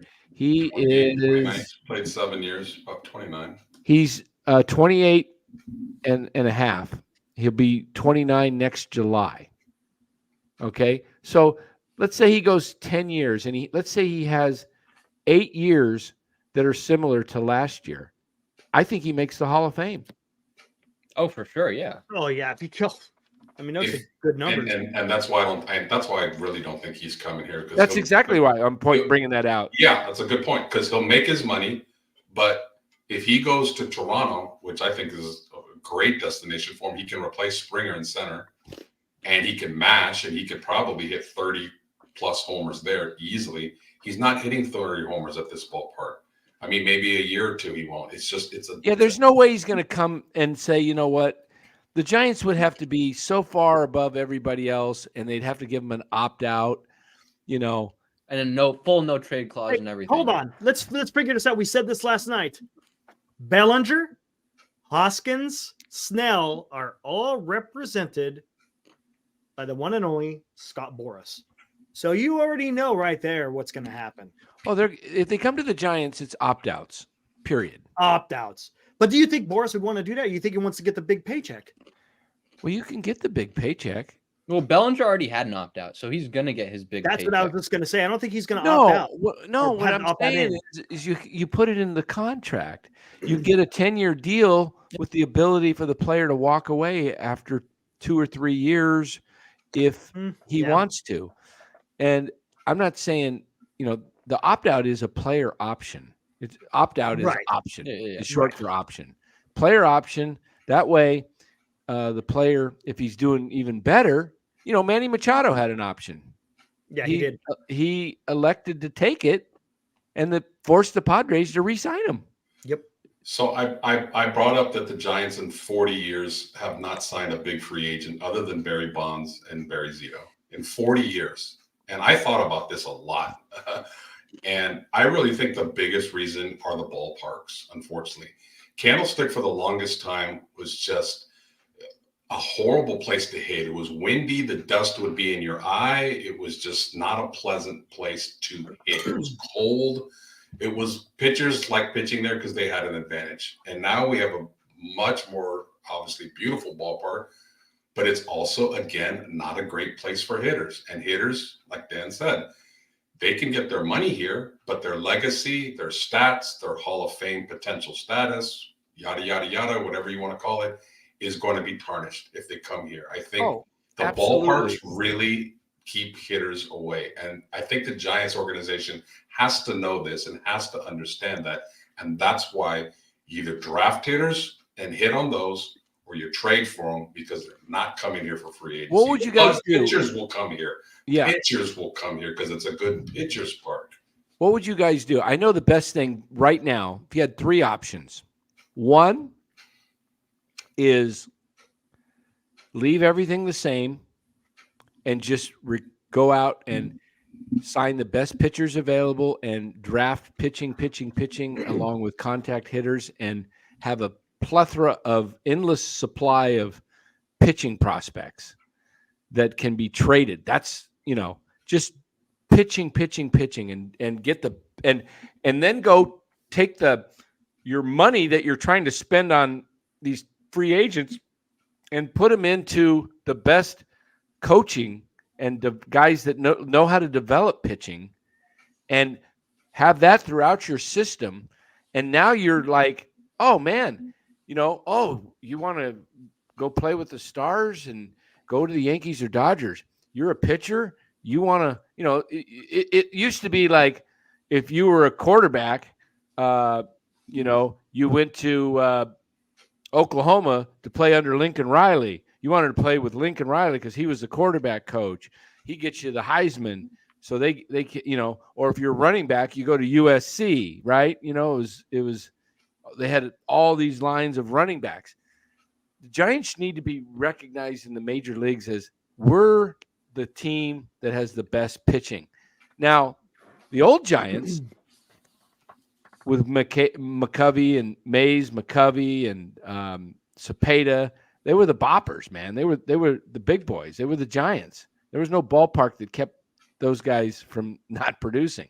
Oh. But so my three options are leave the ballpark and everything the same and just go get pitching. 2, change the dimensions of the park and try to go get some hitters along with, pitching still. Or 3, just find a new site, build another brand new park, because teams build parks after 20, and turn that thing, and the Giants can turn that thing into their real estate bonanza by, building more condos, which they want to do. 2 and 3 aren't happening. They're not. Yeah, 2 and 3 aren't happening. 3 are that 3 is definitely out. That is a beautiful ballpark. Oh, it's a beautiful ballpark. I know. And it makes money, which is all the owners care about. That's why I gave you 3 options, because I don't think what would you do? One complete eye test. Yeah. One or 2. Forget a new ballpark. 1 or change the dimensions, still get great pitching, but now you can maybe start getting some of the hitters to come to your park. That's what you're supposed to do. If you don't have the hitting, you draft pitching, develop pitching, then trade. You still got to play 81 games on the road. Yeah. I mean, that's my sort of counter is didn't the Giants lead the league in homers in 2021, or weren't they they were in the top 5? They so were. I don't know. Road, I mean, exactly. And you're going to play 81 games on the road. So you're going to have those opportunities. I mean, if you have someone with power, they're going to be able to hit it out. All right. They no matter 235 or more home runs in 21, I think. Something like that. So, I mean, they had a lot of home runs. And what did they do? They closed the arches, right? Yep. So, I mean, but if you look at most of those home runs, I think the only the lefties that had homers were Belt, Yaz, and Wade, right? I mean, Belt had 29, Wade had 18, and Yaz had 20 something. But the rest of them were mostly right-handers. It was rough, and Solano and Estrada. Crawford had 18. Oh, Crawford had. That's right. We had Crawford. So the ball was going out for some reason in 21. I don't know. And that's my whole. I mean, that's not my argument, but that's why I can see the other side. It's like Yaz isn't a great player. Crawford was he was an MVP candidate. He was a great player. Belt was a pretty good player. Wade is a decent player. I mean, if these guys are hitting 20 plus homers, then you should be able to sign a guy, or you should be able to develop someone that can hit 25 to 30 homers. I mean, I don't know if it's just the ballpark as much as it is just the players that they've had. Right. Because, I mean, who other than Belt and Crawford and Wade and Yaz that one year, who is a guy that they had that went to the All-Star game as a lefty? Who was an All-Star as a lefty that had power? Because I don't know if they had that guy in the first place. Yeah. Well, that's an interesting comment that just Will put out. Yeah, I just saw that. Yeah, I don't. That's why I said he's going to New York, one of the New York teams or the Dodgers. Forget the rest. The rest. And the Giants, they continue to fall for, the agents that set up these appointments with Ohtani and Yamamoto. Where do they go to first or second? The Giants. They come to the Giants because then they get their offer and they go take that offer and they don't physically show it, but they mentally they play the game. Well, and what's the Giants pitch? And who's doing the pitching? Not pitching, but pitching styles. I know. Who is it? We know who's doing the pitching. We know, yeah. Posey? We know who's doing it has the to be pitching. Farhan. It has to be Farhan. Okay, then there you go. If it's not Farhan, then that's just I do the negotiations. There you go. Farhan. That's why we don't get nobody. Hey, everybody. Exactly. We're here today. I want to present to you my plan for Yamamoto. We are the San Francisco Giants. This is our look at this. Look at our background there. We've got World Series. We've got an incredible history. And we've got the latest technical equipment to make you better. And we want to offer you what do you want? What do you want? Well, I'm sorry, we can't give that much. I mean, come on. I don't know what goes on in there with Farhan, but I'll tell you what. Anytime you're in sales, and I'm up in sales, and I'm with somebody, when I hear that I'm last, oh man, I love it. I got the last shot. Don't make me first, and then you're going to go talk to somebody else because I know I'm not getting the deal.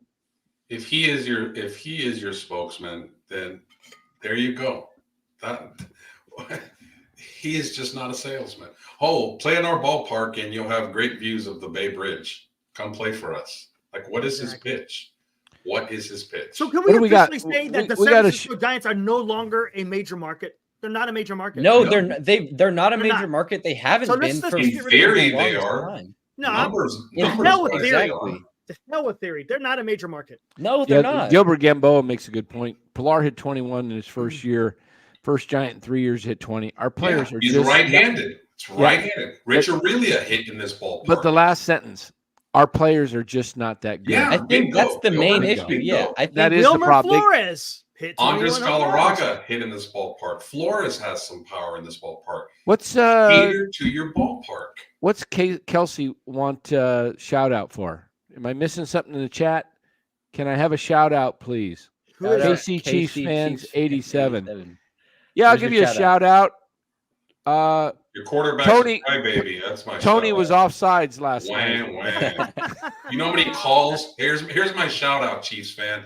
You know how many calls your quarterback has gotten in big games over the last few years, like against the Niners, against the Eagles. You got a lot of calls, and now you get one little one to go against you, and you're whining. Get out of here, man. Go ahead, Dan. Yeah, that's my shout out. There's your shout out. Welcome to the channel. Although that was an unbelievable play, I got to say, on Travis Kelce's Oh, wow. part. Yeah, what a play. That was like, upper level genius. As I created a new word, everybody, today on the earlier show today, talking about Ohtani's brilliant move. And I called it genius and fantastic. Yeah, genius and fantastic called together. It's called genetic. No, not genetic. It was not. That's not. What was it? Gene-tastic? Gentastic. That's a better genetic. Now, what the heck was it now? Genetic. Yeah. Huh? Genetic. No, Never heard that word. What the heck was it? What was the word? I have to go back and listen. I can't remember. Can't even remember my word I created. Hey, speaking of Chiefs blow Buffalo dong. Gymnastic. That was it. Gymnastic. Yeah, that's gymnastic. How about tonight's game? The Dolphins pulled off an all-time choker. Oh, I saw the game. It was like 27-13 or 14 with 4 minutes left. I turned it off. No, it was like 3.5 minutes. Yeah. The Titans marched down the field in less than a minute, got a touchdown, and got the 2-point conversion to make it 27-21. And then the Dolphins run 2 plays, and Tyreek Hill's not even on the field. It's the same. Mike McDaniel, Kyle Shanahan. It's like not playing your best players. It's like not feeding Debo the ball in the second half of the Super Bowl. Well, at least put Tyreek got a little banged up. But put him on the field at least to make him think you might pass. When he's not on the field, it's like, oh man, they're definitely gonna run. So the Dolphins run it twice. They call timeout. The Titans call 2 timeouts, and then on the 3rd down, they throw an incomplete pass. And or was it an incomplete pass or a sack? I can't remember. I think it was incomplete. But it was holding. Yeah, that's right. They ran the ball, holding, decline. The Dolphins had to punt. Titans got the ball back with still over 2 minutes to go. And moved the ball down again and scored. Bad clock management. Man. Shanahan had a little brain fart this week, too. He did, yeah. Cannot do that in the playoffs. Cannot do that.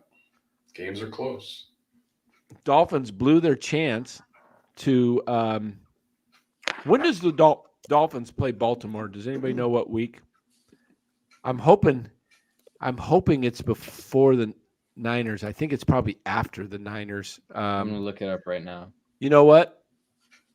They played the Dolphins. January. The Dolphins play the Ravens the 31st at 10 a.m. Okay, so 11 your time. Okay, let's say that Baltimore comes out here.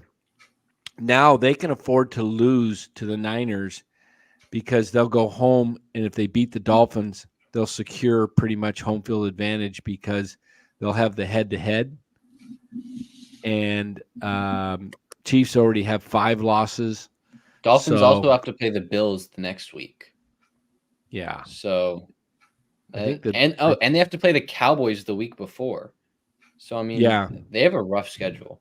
Losing to Tennessee, who was 4-8 coming in, is bad. It's a bad loss. That's a bad at home. That's a bad loss. Dolphins are frauds. They haven't won any games versus good teams. I picked the Dolphins last night. Larry's the Super Bowl. I think after watching them tonight and hearing they may be frauds. Geez, how do you lose? I know Hill's their offense, man, and Mostert, and I lost tonight because in fantasy because I'm got an easy win because Hill finally comes back in and gets a few good catches. I'm up by 10. I feel pretty good. I'm thinking, okay, just don't let Mostert score. Okay, he scores. I'm still up by 3. What is the next play? The Titans throw a pitch to the running back and overthrow it. And Dolphins recover. Mostert walks in for another touchdown, and I lose. So, what the hey?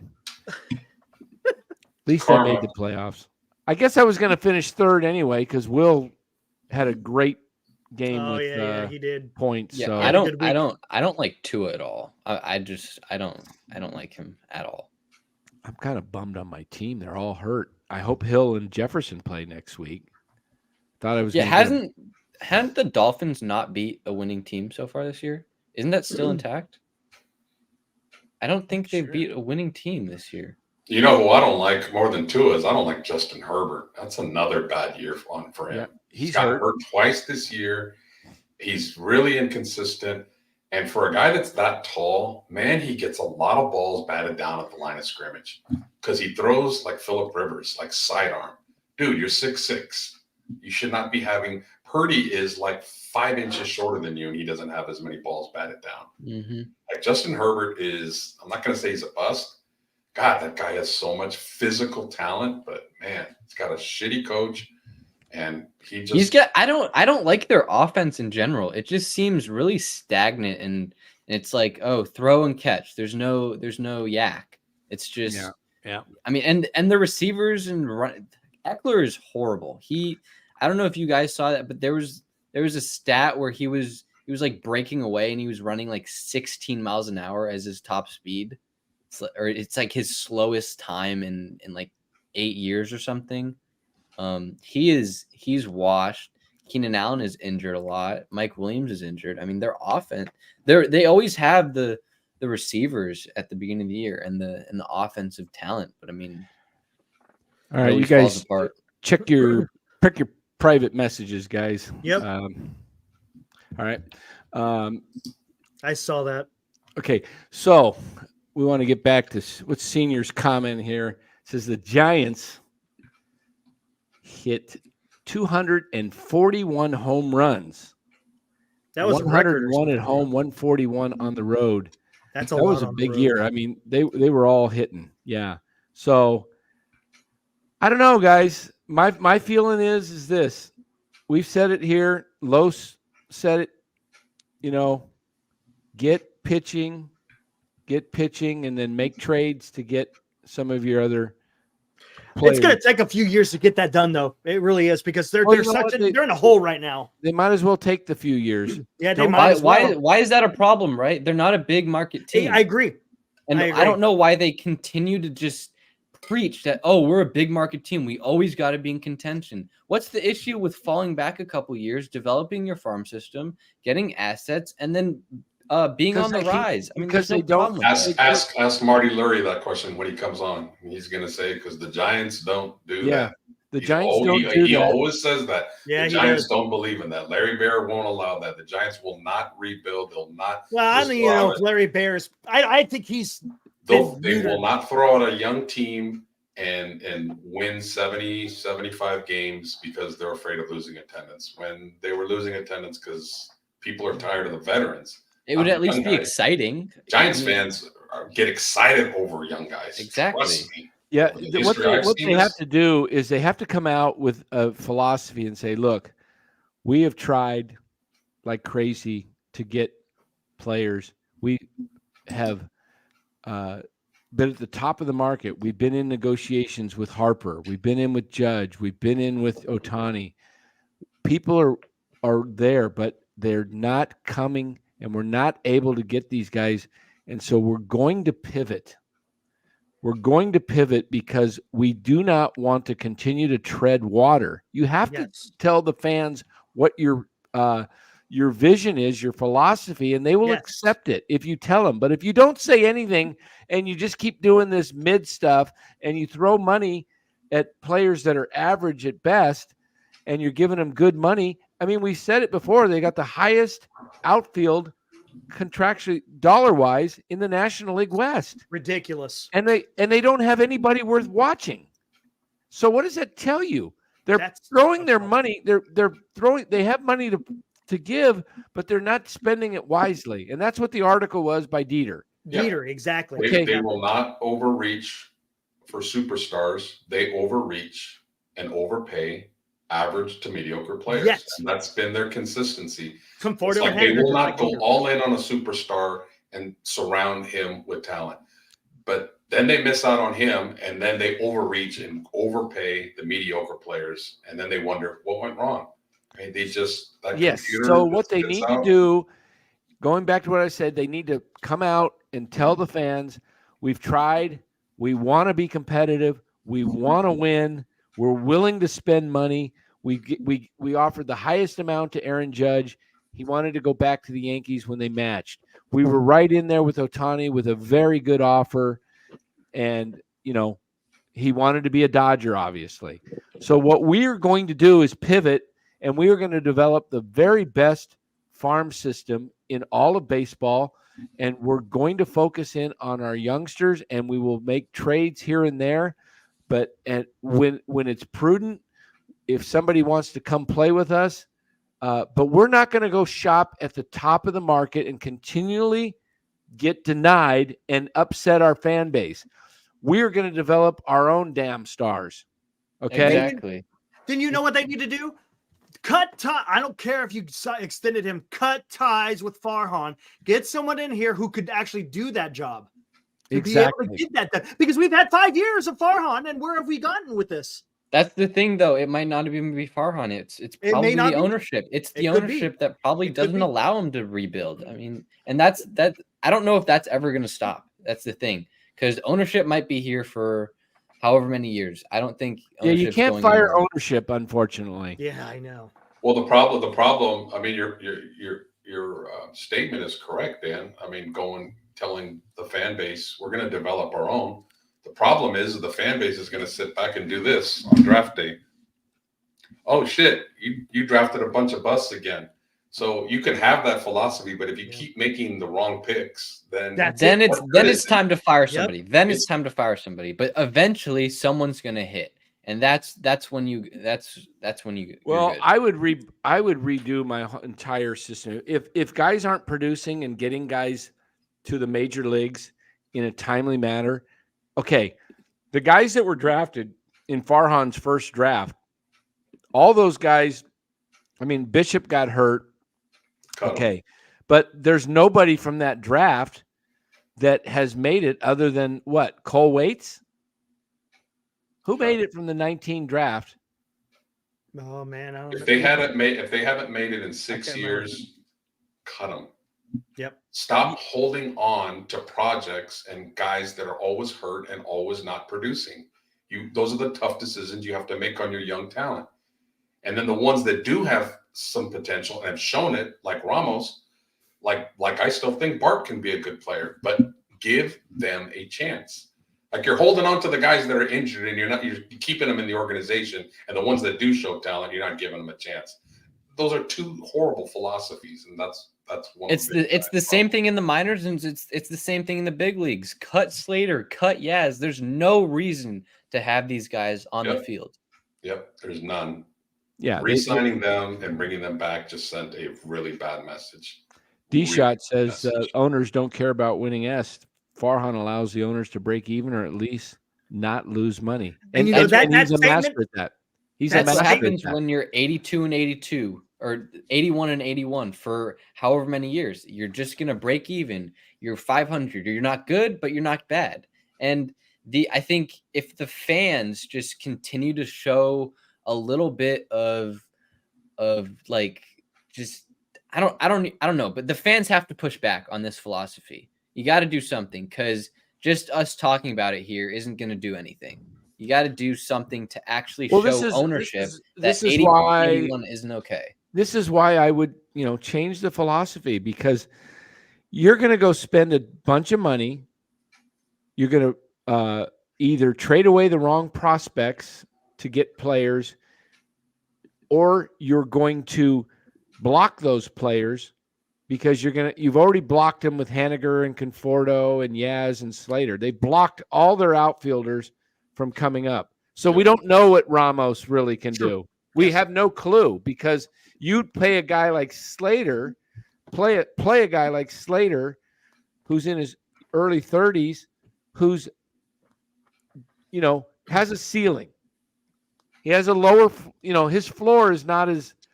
He's a safe bet. He's a safe bet. Ramos has the lowest floor, but he has the highest ceiling. Yeah. And you don't know what he could be a bust, but he might be Adolis Garcia. Yeah, it could be. Slater is the guy you play when you're a World Series contender. He's your fourth or fifth outfielder. Yep. Ramos is the guy you play when you don't have a World Series or even playoff roster. All right. He's the guy that can be able to develop into a player. If you're competing for a World Series, then that's fine. Go with the safe bet. Go with Slater. There's no problem with that. But you're consistently not a playoff team, and you're just continuing to play Slater, which makes no sense. That's what pissed me off about the 2023 season. It was a wasted year. It was a complete waste of year. And I don't want anybody to come up. Oh, the Giants led the league in RBIs by rookies. Just imagine how many more RBIs the rookies could have had if they were playing all the time. I mean, if they had limited roles. And I mean, let's not act as if Casey Schmidt and Patrick Bailey and Matos and whoever came up had that position and just stuck with it for the entire year. I mean, Bailey did, but I mean, Matos, Luciano, Schmidt, Meckler, Fitzgerald, they all went back down to AAA. All right. They didn't have they hadn't solidified their spot on the roster. I mean, seriously, they didn't get the opportunity in a year that they should have gotten the opportunity. I would absolutely love, and again, it can't be on camera because all the time, they're not going to say what they truly think. But I would just like to get a basic gauge. Bob Melvin managed the Padres. He saw the Giants roster. I would love to know off camera, Bob Melvin, what do you think of Austin Slater? What do you think of Yaz? What do you think of Wade? What do you think of DeScalfini? What do you think of Wood? I mean, Bob Melvin's been around a long time. Okay, I'm not asking Farhan. I'm asking you. You're the manager of this team. What do you think of these guys? I would love to him to give an honest evaluation of all these mediocre players that we talk about. And if it was up to him, would they be on the roster? I would almost bet everything I have in the bank that he would say maybe yes to one of them. Maybe Wade could be a platoon guy because he could play first and he could play outfield. But the rest of them, I bet he would say, no, they don't need to be on my team. No, I don't think so either. I hope Melvin is not a yes man like Kapler was. I hope, and this is what I think might happen this year, guys. I think Melvin's going to be a little rebellious. I think Melvin is a little bit old school. Maybe not quite as much as Bochy, but certainly more than Kapler. I think him and Farhan are going to butt heads. I could see it happening that some of these young guys that we talk about are going to play well, and he's going to want to play them. He's the manager. And Farhan's going to be like, well, I don't know. And he's going to stay out of it. Stay out of my clubhouse. Stay out of my dugout. Go up into your suite. And I think they butt heads. And maybe ownership will take Melvin's side and get rid of Farhan. Maybe not this year, but won't let him play. I don't know if I see that or not. I don't know. I wish that were the case. We're going to put the link out here, you guys, in the chat. I see a few things going on, some talking between the chat. There, the link is in there. I saw. Yeah, come on and join, man. Join. I got a couple people I want to join. Edison Zhao. I think it says senior softball games. Why? I want you two to come in here and debate whatever you're debating. You don't have to put your mug on the camera on here. You can just hit when you come in. You can hit stop cam and it looks just like that. Yep. Or Eric, you hit stop cam. It's just a little black screen, right? With a like that. It's just so you can have your voice on. It's kind of like calling into KMBR without your face. If you want your face on, you're welcome to have it come on. Absolutely. But I want to get some dialogue going in here between the fans. We're going to be here every night, chat, 8:30 to 11. That's we're taking over the airwaves for your sports. Oh, your Bay Area sports, exactly. Yeah. Some nights we'll do a chat and it'll just be dedicated to football. Some nights it'll be some basketball. But right now, we'll break it up. But we're look at those numbers go back. Yeah. Aaron, I disagree. That was over a decade ago in Oakland. That was Moneyball. So that was then. This is now. I think Melvin's tired of that kind of philosophy. So we'll see. Woodpit. Yeah, my pitcher is old. How old is that pitcher? Let me see. How old that pitcher is. No, that pitcher is actually from 2000 and I guess it's getting older. It's from 2016. 2016? Yeah. Or 16, yeah. Will Martinez, is that real? They're running a promotion for. Oh yeah, I saw that earlier. Yeah. They're running a promotion, $500 where you get to play catch on the field. Oh wow, we got Bull Durham going on at 24. Willie Mays. Come on, get out of here! Wow. Hey, take batting practice. Maybe they're trying to. I did take batting practice at that ballpark. Maybe they're trying to fill out the rest of the roster to see what they got out there. Find you got a good arm, man. You want a contract? Hey, man. They're going the invincible route. Oh, my goodness. $4.99. You probably got to sign some waiver if you get hit. Open tryout. You know what? How about you spend that $500 and get some good players, and then maybe people will show up at your games? Yep. How about that? New concept. What play catch on the field with our stars? What stars? You get to play catch with Mikey Stremski. Yeah, and what happens if I have a better arm than Mikey Stremski? What if he keeps going further out and he's like, "Nah, Los, that's too far. I can't reach you." Hey, you got a contract right there, buddy. Yeah. You're good. What? Can you hit a lefty? Speaking of contracts, what contract would you hypothetically give Rhys Hoskins? What's the year value? He's older. And what do you think he's going to take? Because he could be a prime candidate for one of these he's a Boris guy. I think 2 year with a 1 year opt out, similar to a Haniger op. I don't know how old's Hoskins. About 31. He's like 30 or 31. He's 30. He's 30. Okay, I think he's in that 3 year, $45 million range. You think? Because I kind of think he could go to that 2 year, $30 million range with the 1 year opt out. You could. But if I'm Reese Hoskins, I mean, you could, but he may want to sign with a team like the Cubs. Yeah, maybe even the Reds. Cincinnati. Yes, I was just gonna say Yeah, Cincinnati. I don't know. I mean, he'd do well. He's from Northern California. Grew up a Giants fan. Maybe he'll come. It didn't work for Judge. It didn't work for Judge. I mean, yeah, but I mean, he's yeah. How much are teams going to be putting into his torn ACL when they think of the contract?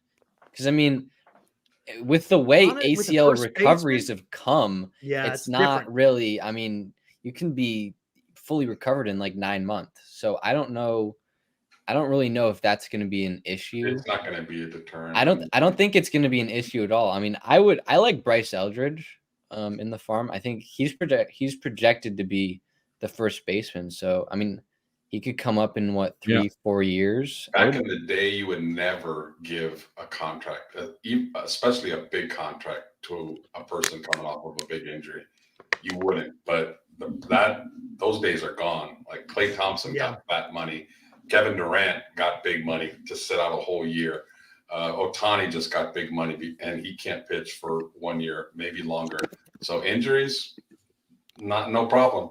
Hey, Robert Rothberg with a good comment there. Yeah, maybe. Guess he wasn't that influential. I said that a few months ago. Posey, I don't know if he's like a salesman. Maybe they don't even let him talk that much. Maybe Farhan's doing all the talking. Maybe he's just there to observe. Or maybe the player sees past what these guys are saying and sees what the team what it's for, and just say. I doubt if it's the great Pete Petulia. I doubt he's saying anything. Senior says he's in training. Who in our front office has charisma? Who really is the salesman in that front office? That's the problem. They don't have who one. probably has the best charisma? It's probably what, Barry Bonds as far as charisma, right? Maybe. Well, of real salesmanship, and Larry Bear seems like a pretty good salesman. I think. I think you don't think so? Not anymore. I think he's been demoted. So close to retirement. He's washed. He lost a step or two, and yeah. Edison, the answer is no. You know, maybe. What do you think would be a good promotion day? Like how about Needle and Feces Day at first 10,000 people? Man. Transgender Day. Oh my God. What the heck's going on with this city? What's going on with this city? Because the city is getting so run down that it's getting such bad publicity. And we know that other cities have it, but you know, like LA has it, but LA's so spread out that, you know, San Francisco, it's a little bit more enclosed, a little more enclosed, and it's kind of its own little. It's not little, but it's 3 sides of it are an island. Yeah, and so you got this, and the cities, so it's getting this rap nationally. I mean, we had the debate right during. There was some special debate between the governor of Florida, Ron DeSantis, and Governor Gavin Newsom. Oh, we talked about that too. Yeah, and right during the debate, DeSantis pulls some stunt and says, "You want to know why there's something?" He says, "Look at this, and this is a poop map of San Francisco, where." And I can't even remember. I didn't watch the debate. I just saw the little line. But when he put that out, I was like, "You got to be kidding me!" This went out nationally, and it went the day before the winter meetings was supposed to start. Yeah, it was right before the winter meetings. Yep. What timing? So, what do you think a wife that's thinking her husband's looking to maybe go to and is like, "Honey, they got a poop map." Well, that's the thing. That's the thing with signing a star, right? In theory, signing a star would sort of help the city come up. Hey, they cleaned it up for Biden and the president of China in 1 week. Boy, there sure is a lot of comments about the city and the area around the ballpark. Yep. Did you see on that map? There was different levels of poop. You know, you had a little bit of this. Okay. A little bit of that. A little bit of this. All right. It- As we're adding newcomers daily here, as we seek to just to give you an idea, we have a little fun on this show. But you know what, Dan? We're off the cuff. Honestly, I mean, that probably plays a factor in some of these free agents coming here. I mean, tell me that it can't. Oh, It it has has to. to, right? It Oh, has has to. to Yeah. play a Why factor. wouldn't it? I mean, when you move somewhere, do you want to go to a? I mean, I moved enough, so I've been in a few different states, and I, when I'm looking at a place to live, I'm researching it, and if Right. when you're doing your research, if that stuff pops up on Google, hey, what? This is true. Aaron makes a point. A lot of the players live in Orinda or Danville. Of course But they you know do. what? But you still got to go to the park 82 times. You got to drive through the traffic, through the homeless. I mean, come on. Yeah. Better to drive by it than to have to live near it. Yeah. Yeah, they're going to live in the suburbs. I think Yeah. Hunter Pence was the only guy that lived in the city. Well, we had Casey Schmidt on the other night, and Bochy lived in the city too. Casey said he had an apartment. But I think it's right across the street from the park. If I'm not Yeah, mistaken. around yeah, the it is. ballpark, Third and King, that area It's is okay. nice. I've been to that park. My nephew lived right across the street there in those apartments. But you still got to be careful in the city. I mean, Yeah, exactly. Remember A-Rod when he got his stuff stolen? What was that in 2022? yeah, they get their cars broken into at right around the ballpark. So that's the other thing. All the cars, just windows being smashed. The police just watch them do it, and they don't do anything. No discipline. So Yeah, and I have been to Japan. Japan is the cleanest country I've ever seen in my life. of course, So if Ohtani had any reservations about cleanliness, San Francisco, isn't it? Right. Not like Los Angeles is. If I'm not mistaken, I think But he that's lives how in they Newport. missed. Isn't that how they missed out on Suzuki for the Cubs? Didn't his wife say? Right. Yeah. So I mean, Ohtani lives in Newport Beach, which is Orange County, which is beautiful. Yeah. It's like, it's just a wonderful place of California. No homeless people, no drugs. Yeah, I mean, it's cleaner. It's just a nice place to go. I vacation. I used to live not too far from there. I live like 10 minutes there from there. Yeah, so why don't you go over to Shohei's house and get him on the show? I should. Yeah, I should. Come on. Are you close to Newport Beach? I'm like 10-minute drive from Newport Beach. Yeah, well, let's see if we can get. Newport Beach from Manhattan Beach. There you go, Borat. That's Manhattan. like an hour. Assignment. That's like Manhattan's an over hour toward and a half. L.A. Oh, it's a Yeah. little further. Okay. Yeah. Yeah, we got our correspondent on the ground. We had Bora from NorCal Sports Network. Shohei, can we have a word with you? Yeah. What was your decision process when you decided to go to the Dodgers? A very good. Let's see, No, I can't do his accent. I can't do his accent. You can't do Japanese. I can't do Japanese Hey, accent. what do you want to This is-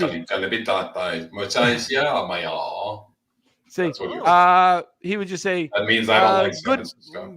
good ball club, good ball club. And then, what else? Come on, interview me. I'm Shohei. I'll give you a little. What are your opinions on Farhan Zaidi? Nice man. Nice man. Nice man. Oh, He looks like the Buddha that's in my backyard. Oh, okay. Hey, Lowe's, careful. Oh man. Yes. Oh my god. I could get my mom to translate. She knows Japanese. Are we still Really? live? Oh, it's a great Are we- language. Are we still Great live? language. Yeah, we're still live. Oh my god. Oh my god. You gotta add humor. All in fun, everybody. Yeah, it's all fun. fun. We're having fun. Farhan, can we Hit put that like button. Hit that. Oh, Yeah, we've done worse things about Farhan. Let me tell yes, you. we have. We have done worse than that comment. Yeah. A lot of it's Way worse. a lot of it's fart humor. Majority Yeah. of it. And we put a long nose on them and call them a liar. Oh man, we And I monetize it, and we're gonna lose. everybody cracking up. I've done worse. Oh, Honestly. yep. There we go. Am I lying? That's who represents the Giants, everybody. That is the face of the franchise. Look at that face. No, I mean, hey, look, Farhan is a nice guy. I just don't think he's the right guy to lead the Giants into the next phase. The Giants have a lot of nice guys. They need a few jerks on their team to get them. Yeah, going. they need some mean guys. You need some bad boys. Maybe they'll sign Tommy Pham. I heard that's a possibility. Oh yeah, bring him and Jock back. That'd be great. Oh, that'd Get be him cool. to fight in the Then you clubhouse. would. Hey, I don't want Jock. forget watching the baseball club. Let's just watch the boxing match. Hey, you got a punchable face. Who's got a punchable face, Farhan or Jock? Both. Both. I think he's talking Farhan. Oh, Mhm. okay. Trevor Bauer. Trevor Bauer's out there. Hey, look, If there this you go. wasn't San Francisco, I would like. I think they should go get Trevor Bauer. He was acquitted. He was exonerated. It was false. Now there's a guy that would put Do you lights think and fire. Trevor Bauer would actually come to San Francisco? If that was his own For the right money, I think so too. And I think he Yeah, would I like his swag, man. He would For the like only- the interaction. Yeah, with man, the when he fans. does that, The sword. the sword. Yeah. Yeah. How would you like to see that? He's the type of guy you hate him on another team, but you love him on yours. Yeah, he's Draymond or something. Yeah. You know, he might have some say with the Asian players too, because I mean, he played in Korea, right? Maybe maybe you can get him and that young Lee or whatever, Lee, I think. But what? No, think about this. They're not gonna. They need pitching. How about Bauer facing Ohtani at Oracle, and he strikes him out, and the place erupts because he does the sword. Yep. Who was the 21-year-old Japanese pitcher that you said is even better than Sasaki? Yamamoto? Roki Sasaki. And is it official that he wants to? It's not. He wants to, but He whether wants or not the team allows it, that's What? The team has to let him out of his contract. Yes. Yeah. What? Hey, what, Robert. if they don't let him out, when does he? Is he able to It's- come here? It's Supposedly the agreement they have with the MLB is the player has to be 25 before they can be posted. So He's that would only be 21. violating an agreement that they have with MLB. So, but the team has to agree to it. Can you imagine if they did let him out of his contract and by some miracle the Giants got both him and Yamamoto and they got to face Ohtani? Ooh, boy, that would be. I don't think that's. I think don't he think it'll got. happen either. But it's nice to think about it. It's nice to think. I think he wanted to get posted because he probably talked to Ohtani. Hey, can you do a poll? Where are you doing Yeah. these polls? Inside the YouTube chat? Into the YouTube chat, yeah. All right, do a poll. What Robert's saying here. Even if the Giants stand pat, I'll watch and support the youngsters. Oh, for sure, yeah. So we want to know poll. If the Giants did They did nothing, right? let's say they did a 3-year rebuild and they just played young guys for the next 3 years. And would you support the Giants doing a rebuild and maybe losing, say, 90 plus game 90? They probably lose close to 100, but 90 plus games a year, and for them to be like a division, a World Series contender for the next 10 after that. Who would be the young guy? We got to put the poll was going to be kind of shortened. It's got to be short. A little bit. Would you support the Giants in doing a 3-year rebuild? Okay, here we go. Yes or no? Yeah, I would. There we go. Give it to the guy who's in school that has to write for his life right now. I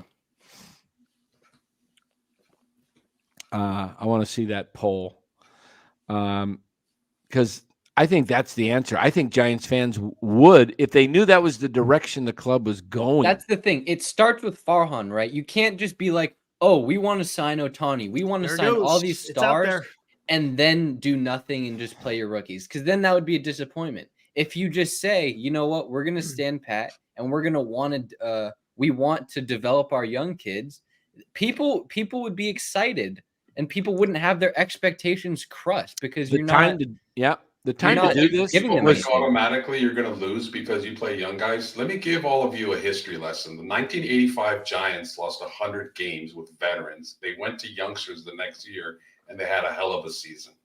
So don't just think they go to youngsters. It's an automatic 90 to 100. Right. I mean, look at Cincinnati last year. Talent is talent. Cincinnati was a very young team, and they were in the competed playoff for the- race all the for way the up until the playoffs. end. You know what? And Road King, I agreed with you. Well, didn't we just have a 3-year rebuild? Yeah, No, I mean that's that was not a rebuild because they didn't play young. They didn't. They haven't rebuilt. They brought him haven't- up. They brought rebuilt. No, They brought him up, but they didn't play him. But they didn't play him. That's not Yeah, a rebuild. and our Play number these one guys. prospect, they pinch hit for him in the 6th inning. Hello, Mr. and Mrs. Luciano. We're going to pinch hit for your son. See His ya. major Go league grab a debut. popcorn. Go grab an $18 beer. All right, Your so son's far gonna get 24 pinch hit with for it. 27 votes right now. It's 74% yes, 26% no. Okay. All right, let's If I'll you let it go love for the a little team, while. you love the team. But you really love the team if it's our homegrown young talent. Young kids bring excitement. They're more athletic. Yes. They're more energetic. They're just more fun to watch.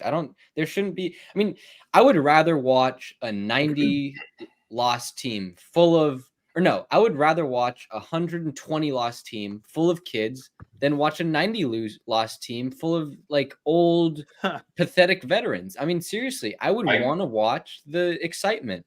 I guarantee you, if you had 100 Giants fans go into a Giants team store, and there were 4 jerseys that were for sale, only 4.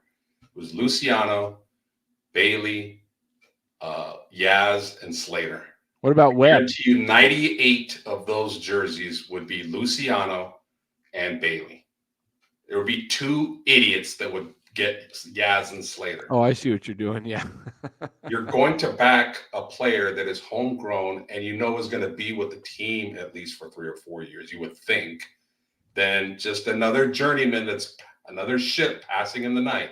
Because that's far too much of what the Giants My have. biggest pet peeve last year. Oh, I was so ticked off with this. They pinch hit Jock Peterson on his opening day, and the people were going crazy just to finally see Luciano after all this hype. Get out of here, Kapler. You're gone. Yep. That's an interesting storyline that I'm gonna be monitoring closely. Is what impact did Kapler have on the locker room and on the lineup change, right? Because there was a rumor that Farhan was doing the lineups and Farhan was doing like the day-to-day things, and that Kapler didn't have much authority over anyone, and that's why Farhan was supposedly like overwhelmed and everything. So I want to see what the difference between Kapler Melvin and Kapler. and Melvin is. Well, the thing with Kapler, and how that affects Farhan. The thing with Kapler that we saw is my gain okay? Yeah, here? you're good. Okay. The thing we saw with Kapler is that he was so focused on so many other things outside the clubhouse, the lines between the game itself. He was doing food reviews. He was doing social justice type things and all this stuff during the season. And even when they went to Mexico last year, he got lost, remember? Yeah, he got lost getting to the damn park. Yep. He was on his own, doing his own thing. The guys, I'm telling you, Farhan should have been fired too because he hired Kapler against the better wishes of many people. And he went out on a limb after Philadelphia had enough of him. He didn't even give him a year. He signed him immediately. Yeah, he signed him immediately after he became available. The Giants would have been better off, in my opinion, hiring Ron Wotus after that whole thing. What did he come in? Right after Boch, yeah. But the Giants brought in Farhan to clean house. I'm telling you. The ownership said, we want a fresh start. We want everybody that was part of the winning regime. We want to move on from that because they got whoever was running the baseball side got very insecure and didn't want Brian Sabian around, and they didn't like his, I'll say the word,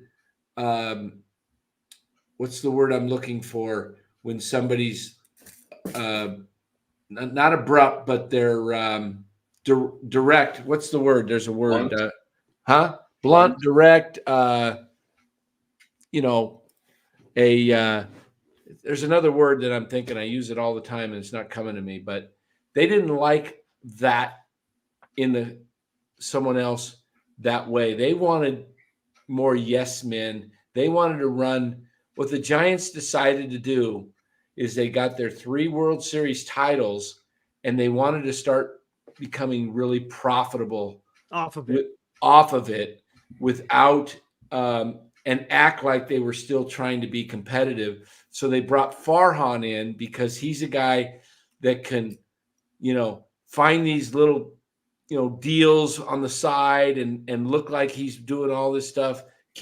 Try and win with this analytics that can keep you in games. And it worked in 21 magically. No, everything worked. Let's be honest. Everything fell into place.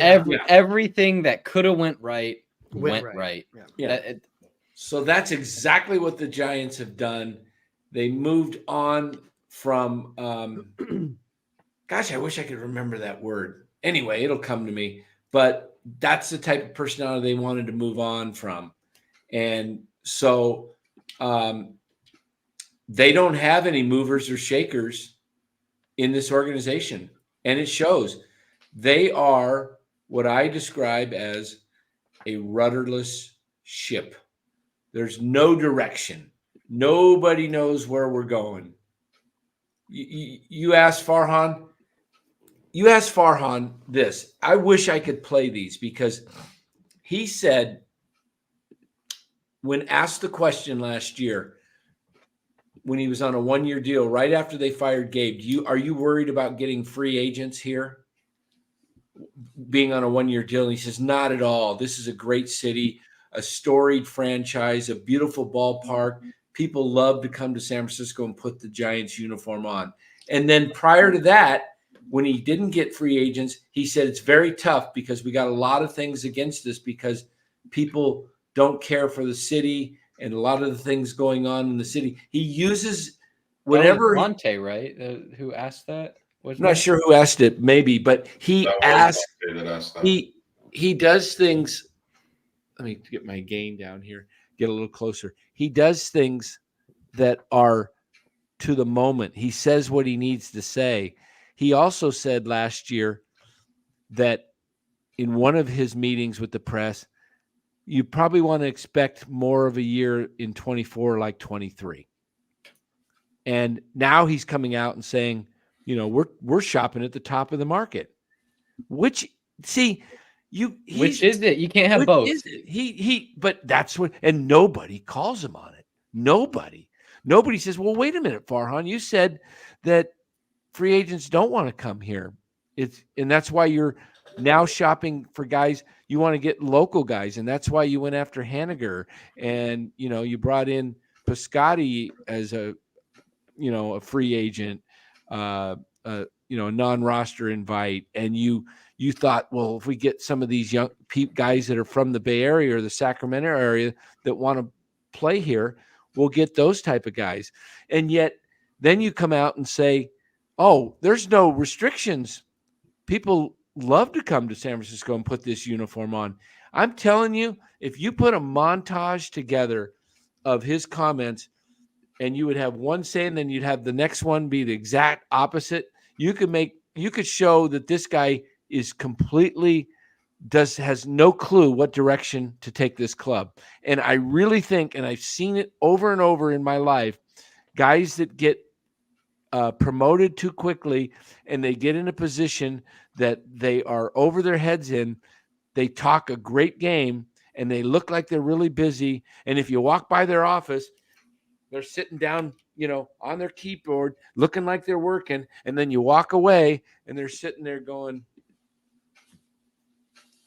on their phone, doing something, or just, because Farhan is over his head. In my opinion, he's over his head because at the Oakland A's, he did nothing but do all the analytics in the background for to plug into the software program that told what players should be, with 2 strikes, where they hit this direction. If you pitch a ball here, he had a built-in software system that he designed, and he was the analytics department originally at the A's. He was the only guy in it. He built it up. Mm-hmm. And then he got promoted to the Dodgers, and they said he was a GM. Bullpucky. He was Pete Petulia. He was Andrew the Freeman. analytics guy as the GM in Los Angeles. Yeah, and he was the assistant GM. Yeah. Okay, but they called it the GM. You're talking semantics. Farhan Zaidi never did something without Andrew Friedman's approval. Yeah. Never. You think those trades that he gets, people say, well, he made this trade and this trade. You think, Andrew Friedman had no clue, right? He just, no way. There's no way you can tell me that Farhan did any of those deals without Friedman being involved. And Giovanni, you're out of line, dude. Like, nobody hates on Farhan. We just say he's doing a crappy job. What's Giovanni saying? That last he just keeps saying we're hard on Farhan. No, he took it to another level. Yeah. Maybe because Evans is white and Farhan is not. Oh, I didn't see that. I saw that. Oh my All goodness. right. Here we go. Yeah. Nah, he's no matter what color he is, he's not doing a good job. Hey, Giovanni, let me tell you something. You need to be careful with that, Giovanni. Yeah. That will be not tolerated on this channel. I'll tell you that right now. Come That on. will not be tolerated. That's ridiculous. That's like saying I don't like my wife because my wife's actually Asian. Okay. So if you think I have any prejudice in me, you're wrong. I have 2 adopted children from China. Okay. My wife's from the Philippines. I put him in timeout. We don't need to have that. Come on. That's a bunch of bullshit. We don't Come need to on. have that on here. Yeah. We don't You do give that on this channel. You gave him a 5-minute timeout. Yeah, I gave him a timeout. Come on. We Jeez. judge him based on the performance he does, nothing else. That's all we're doing. Exactly. And we have fun with it. Yeah. Bobby Evans. Just in didn't do case a you don't good job listen to the either. channel, we rip on Mike Yastrzemski and we rip on Austin Slater. Exactly. We've ripped on Bobby Evans too. I mean, We're equal opportunity. If you're not that great, we're gonna call you out. And if you're great and good, we'll give you a pat on the back. That's how it works. Come on. Man. We'll make fun of his boiler. We'll make fun of his gas. But yeah, we're not going to make fun of his race. Yeah. I mean, if I was like, yeah, come on. Like I said, I got 2 kids that are from China. Okay. They share my last name. Okay. My wife is from the Philippines. There you go. We hate everyone equally. And we don't hate. We don't hate people. We're criticizing. Yeah. Constructive criticism. I don't, it's just purely based on the job they're doing. It's nothing personal. It's not because we don't know these people. Yeah. It's just how are like they I said, doing? I've said Farhan is a nice guy. He's probably a great family man and everything.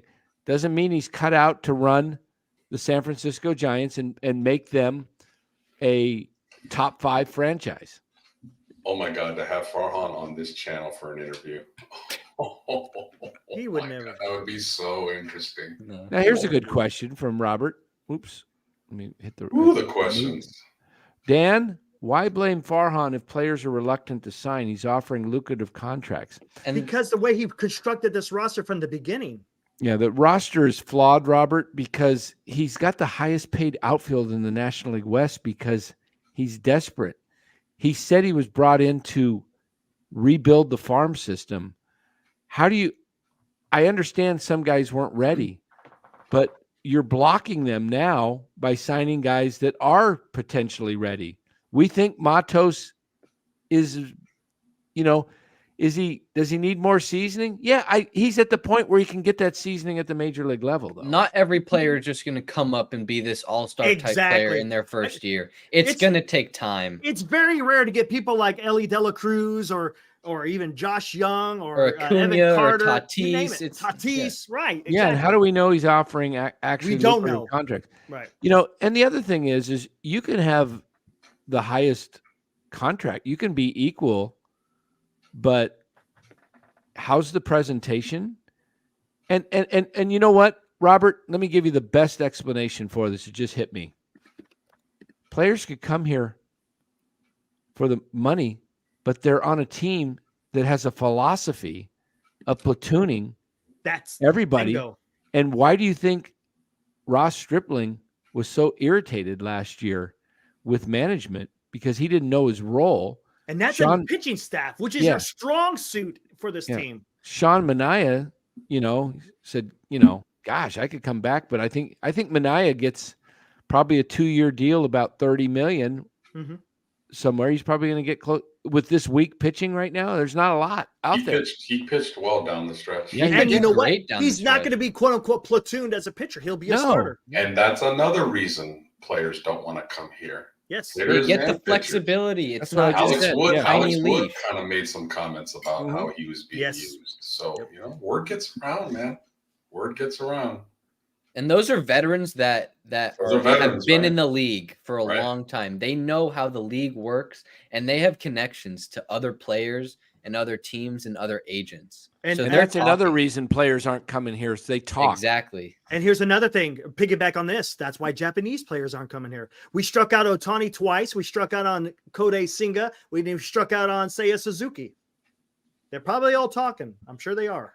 Exactly. I mean, what does it say when Farhan goes out consistently and says, we want to land the big guy?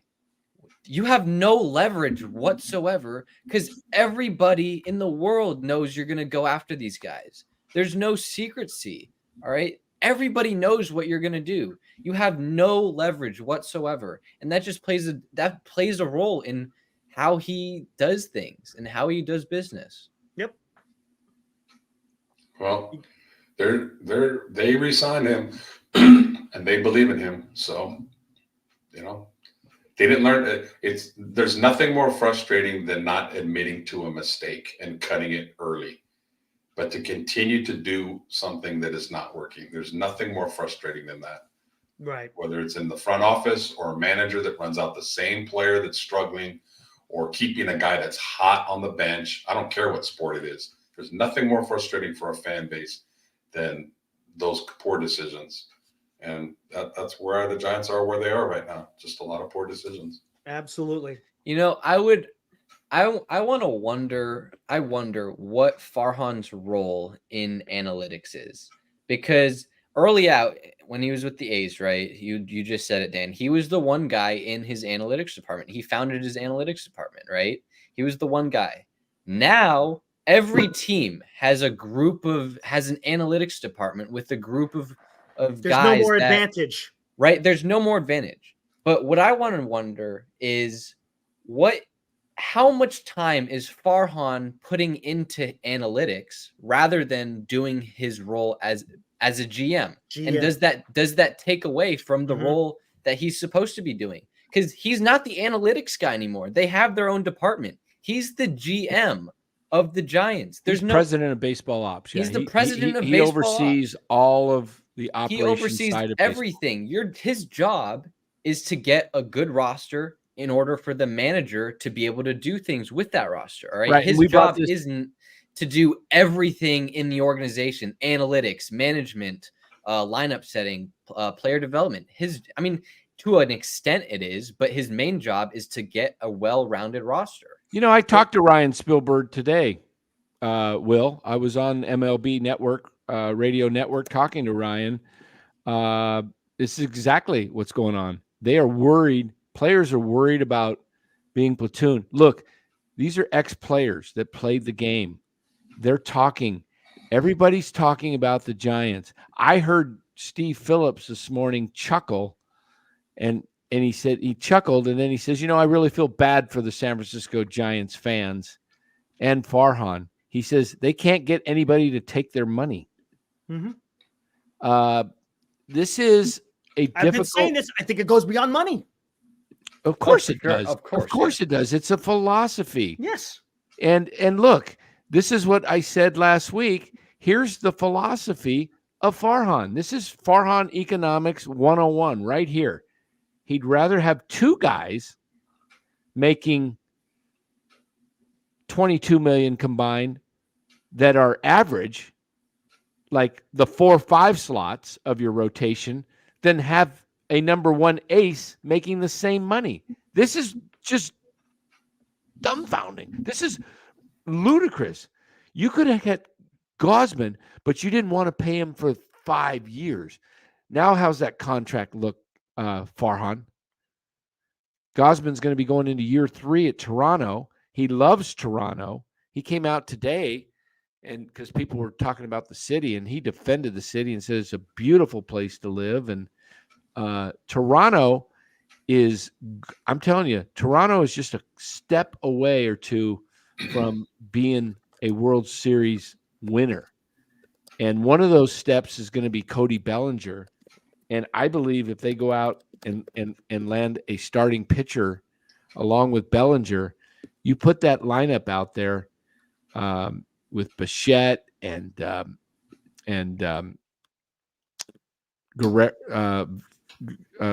Vladdy Jr.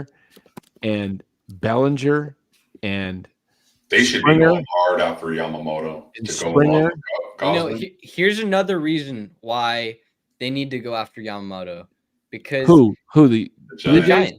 Giants. Giants? No, Okay. the Giants. Because, I mean, can you imagine the anticipation between a Yamamoto and Ohtani duel? Ticket sales. I mean, that's ticket sales, and that's national media attention to two, like, potential. I mean, two stars. Superstars. Yamamoto. I mean, superstars. Two potential superstars. I mean, that alone brings in so much money and so much attention to your team. People want to be a part of that. People want to be a part of that rivalry in that duel.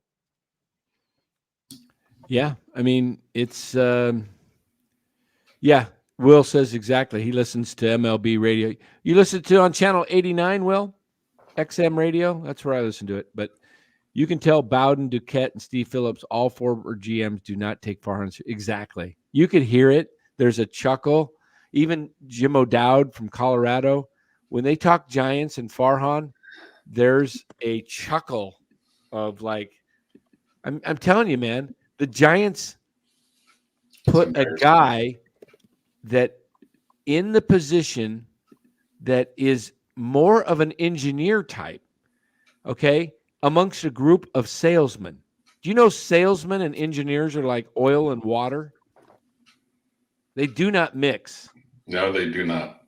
Try selling. I've been in sales for 35 years.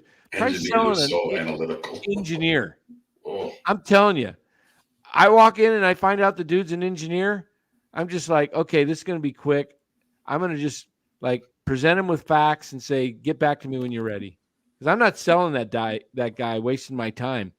Farhan, Cool. This is why Farhan takes forever to make decisions and does not pull the trigger. I'm telling you, this is not a flaw against his character.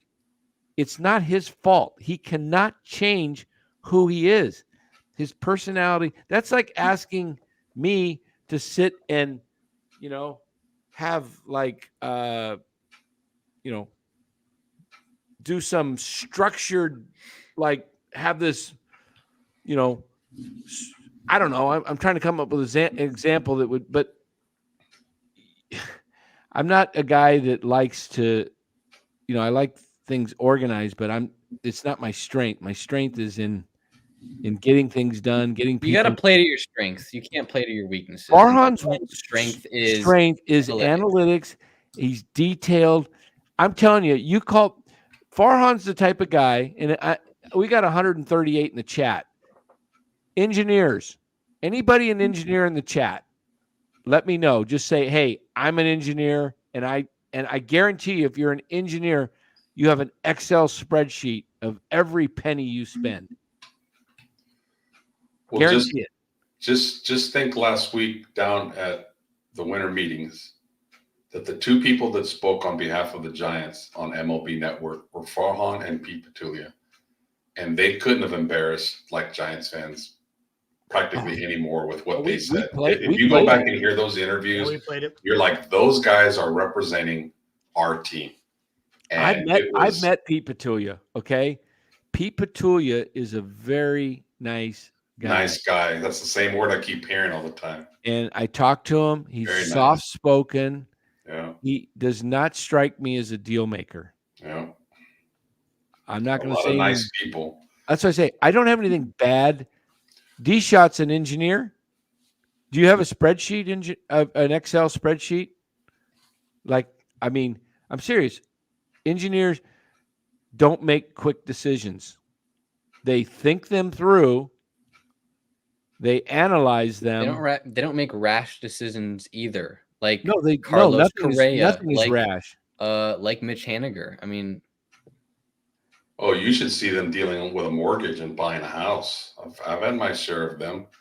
They tell me what the deal is. They're the experts in mortgage and finance, not me. And I hate to say it, but I got the last laugh a few times because they wanted to wait and thinking interest rates were going to drop more. I'm JK, I'm not. Yeah, I didn't think JK's comments didn't strike me as engineerish from the chat prior to when he said he's an engineer. I'm telling you, engineers, we probably don't have engineers listening to us because they're probably had their sleep scheduled. They're working on their spreadsheet. Yeah. They're either working on their spreadsheet. They're good at what they do, but yeah, it can be a little. Hey, engineers, I have nothing against engineers, man. They're successful people. They're just not the type of people that belong in a fast-paced, competitive environment. They're the guys that set everybody else up to be successful. Yeah. Okay? They're the guys that create companies that are behind the scenes. They're the financial, they're the, what do you call them? CEOs of, what do you call them? Anyway, they're, but that's what an engineer does is they do not, they just can't make fast decisions. You have to convince them. Once they convince themselves of something, they go for it. Yeah, they need a lot of convincing. Yeah. What else we got? So, anybody? I haven't seen an engineer in the chat. But like I said, those two guys spoke for the Giants MLB Network, and Will, he works in construction. All right. Quit constructing to beat me in fantasy. That's twice you beat me, man. You're the only guy that beat me twice. Man, I had to play him. Who did I play twice? I played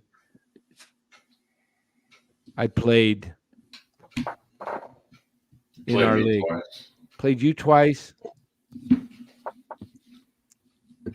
Did I play Lowe's or Heroku twice?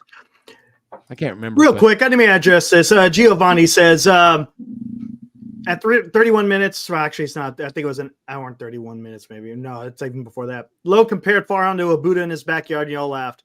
Come on, fellas, what are we doing? Look, we're talking about his belly, his boiler. That's what we're talking about, man. We're not making fun of his damn race. We're talking about his belly. Come on, man. Come on. We've made fun of his boiler before many times when he was. I was on here last week and dressed up and imitated him and had exactly stood up in my stomach. Exactly. He had the big pillow underneath. Yeah, that's all we're doing, man. I mean, come on, man. You're looking for stuff, Seriously. bro. You're looking for stuff. Just enjoy the show. Enjoy the show. Yeah, there's no there's none of that going on. Look at this.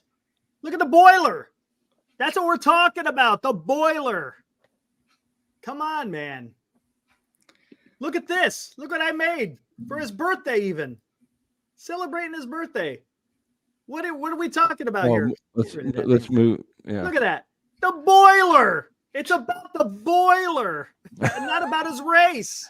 And look at the big old pile of gas coming out. That's what we do on the show. We're having fun, man. Jeez.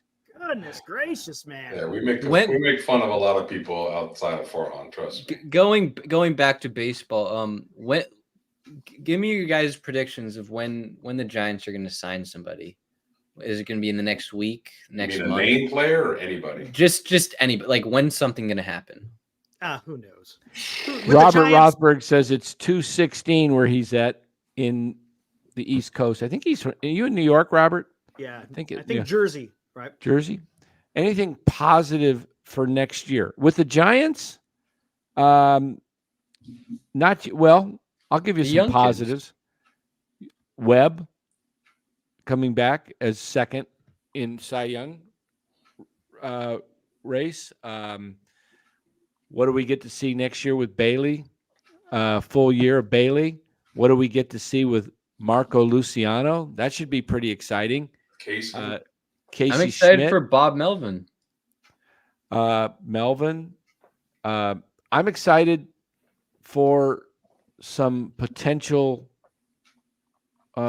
Just seeing some of the young guys. I agree wholeheartedly with Dieter Kurtenbach on his article. Don't make the mistake of going and just spending the money now because you have it and throwing the money out to Bellinger and Chapman. I think now, yeah, I just don't think Bellinger plays well to the ballpark. So Are you guys all happy with Melvin as a manager, or would you honestly have preferred Stephen Vogt? I think Melvin. I think Melvin's good for the young kids because I think he has that experience to be able to sort of coddle them and help them grow. I think I was very intrigued with Vogt. I'm not going to lie. I was intrigued with Vogt too. Yeah, I was too. I don't think. Yeah, I mean, probably Melvin has the relationship with Forehand before, so that was the deciding factor. But yeah, Vogt hired Ty Correa though. I think Vogt's going to do a good job with Cleveland. Yeah, so I don't know about that. Do we know Kaiser? Oh, or is that still not out yet? I take it back what I said. Yeah. Hired Ty Correa. Yeah. Oh, man. Kai might not be too bad. He's He's actually might not be. He's the field coordinator for the Guardians. Oh, real quick, I like what Larry had to say here 20 minutes ago. Dodgers want to win, are committed to it. Will do whatever it is necessary to win. Giants would rather win, but their true commitment is to making their owners a tidy profit in the present and to avoid mass public criticism. Well, it's going to come. Yeah. I think it's going to come too. I think if this offseason plays out like what the trade deadline played out, I think a lot of fans are going to revolt and there's going to be a lot more noise than there's ever been, really. Yep. He might be. Kind of what I was He might be. I don't know. Hey, I guess we'll find out. Hey, do you have that little poll in the chat about had you hit the like button? Do you have that in there? Yeah, it's in there. Okay. We got hey everybody. We're growing. We're growing and keep telling your friends about us here on the NorCal Sports Network. We're at 70 likes. Hit that like button. Yeah, let's get that like up to whoever didn't hit the like. Let's get it over 100. Can we do the 100? We're going to have a moment of silence until we get over 100. 100 likes. A moment of silence. What is going on?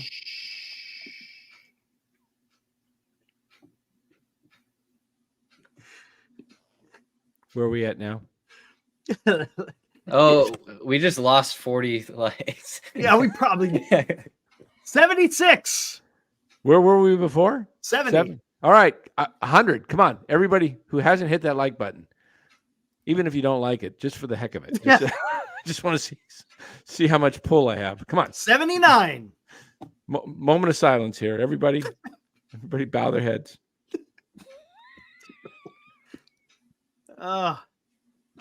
81. See, look, it's going. It's a good idea, Dan. Come on, get that likes up to 100. We're not going to carry on. The show is stopped in its tracks right now. Let's see. Until we get to 100. 81. We ain't going. We ain't budging. Got 127 in the chat. Maybe the 81 are already. I think we can get to Hey, look, I think we can get to 90 in the next 60 seconds. Go. 82. I know we can get. I know we can get to 90 in the next 50 seconds. This We could got 50 seconds. this could backfire, Dan. No, we're gonna get to 90. We're gonna get to 90? Yeah. All you gotta do is 83. tell them how to do it, Eric. Hit that like button. How do they do it though? They have to go out. Is it right in front of them all the time, or do they have to go? Yeah, there's a little thumbs up. And hit Big the old thumbs notification bells too. It's So right when we go live, we got 35 seconds. We should be at 85 right now. We just lost one. We're at 82. Oh, come on. They don't. Oh man. Play with me, man. Come on, I'm having some fun. Will Martinez, I think you're right. 84. All right. 85 we'll start the show again. What did Will say? One more. The show will have 200 in the chat when the season starts because it'll be therapy after the Giants lose every night. 4-0. 83. Yep. 83. Someone took back in the day in sports talk radio, the chat was louder after losses and negativity. Yes. And it was because everybody wanted to do some therapy. It. More than winning. People would rather talk about losing and a loser organization.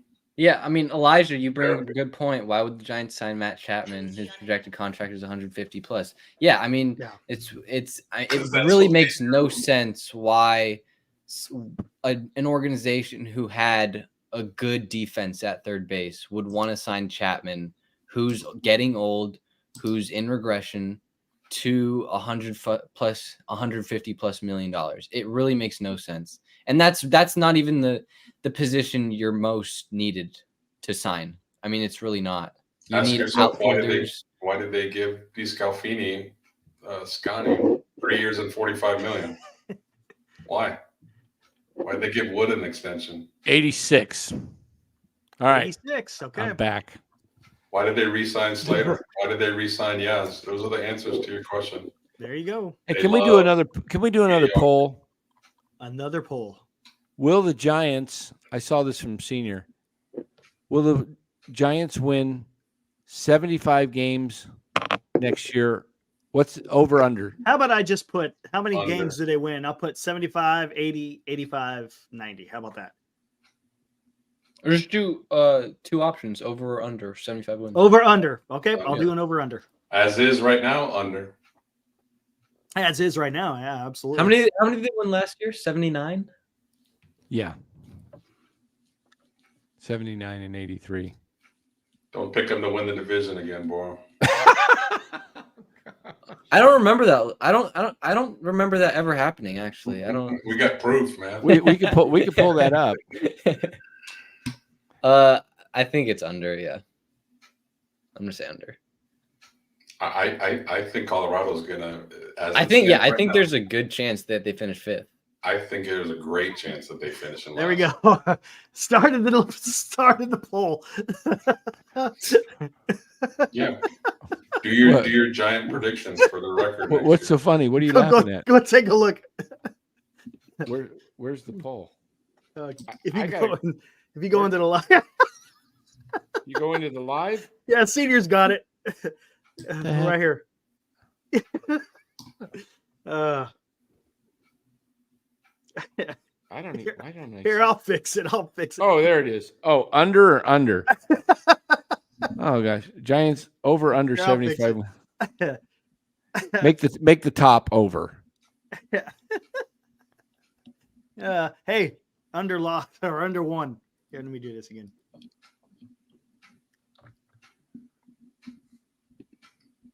Oh, come on, Robert. Yeah, I can't see what he's saying. He wants me to yell at him, but I'm too busy doing this other stuff. He says Webb will start the first game next year at the World Series. Eric, now yell at me. See? Let me know when you're going to yell so I can turn my volume down. It kind of loses its umph now because I'm busy doing chores here. Ooh, look at Chardal. He's trying to be funny again, and look what he said about you. Uh-oh. What did he say? Come on, man. The guy that lets you on his show. What did he say? Let's see. Right there. You put under twice. Eric is a jerk. I think that's his. I think he's not trying to say that meaning in a mean way. I think he's trying to be funny. Don't worry, he ain't coming on MHC now. Whenever the hell that'll start. Yeah, we gotta let MHC start his channel. Oh, that's right. You're going to go live now. Well, let's get our poll. Let's get. Can we get 50 responses quickly? We never hit 50 yet at all today. Really? We got 128 in the chat. Just do 15 right now. We got 75% under, 25% over. Well, let's get it to like 20, 30. I mean, we might be able to hit 30. We'll see. We're at 17. Come on, everybody, just hit the poll. It's about as simple of a poll you can ask. So they're going to win over 75 games or under. I'm sorry, Eric. We're at 20. Yeah, I see that. I didn't mean to say 19 that. votes, 20 votes, 80-20 for the under. 22 votes, 73-27. 24 votes, 25 votes. I just voted. We're at 72-28. 26 votes. You know what? Let me remind everybody. 28. Let me remind everybody. Pay attention. Listen up. Logan Webb at the end of last year had an interview. And if you read between the lines, he was pretty pissed off at management. Yep. And you know what? If they go into the season with this roster or close to it, you're going to have your ace really pissed off because he's going to pitch a lot of losses. He's going to have an under 500 record with about a 3.1 ERA, and he's going to demand to get out of here. Yep. Like, I remember that interview. We talked about it on this show. That was huge. Yeah. I think a lot of people, the thing is they'll go into camp and they say, I like this club. Everybody feels good. Oh, say the right thing. Yeah, they all say Melvin the right will be is a fresh, but the guy like Eric said it perfect. Farhan is the disease. You still have the disease. It's still there. How many votes are we at? 35 We're yet? at 36 votes, and it's 81% under, 19% over. Wow. All right. And we're under time or overtime. So right. He said change the culture. And the culture. Yeah, he said the culture. And was he talking about just Gabe as the culture? Or was he talking about the front office? Because remember, he said that right before Gabe got fired. And if you read I'm very good at reading body language. If you read his body language, he was really pissed at all. He was That's pissed. your ace. That is your ace. Well, he's tired of it. Yeah. And he's tired of it. He's absolutely tired of it.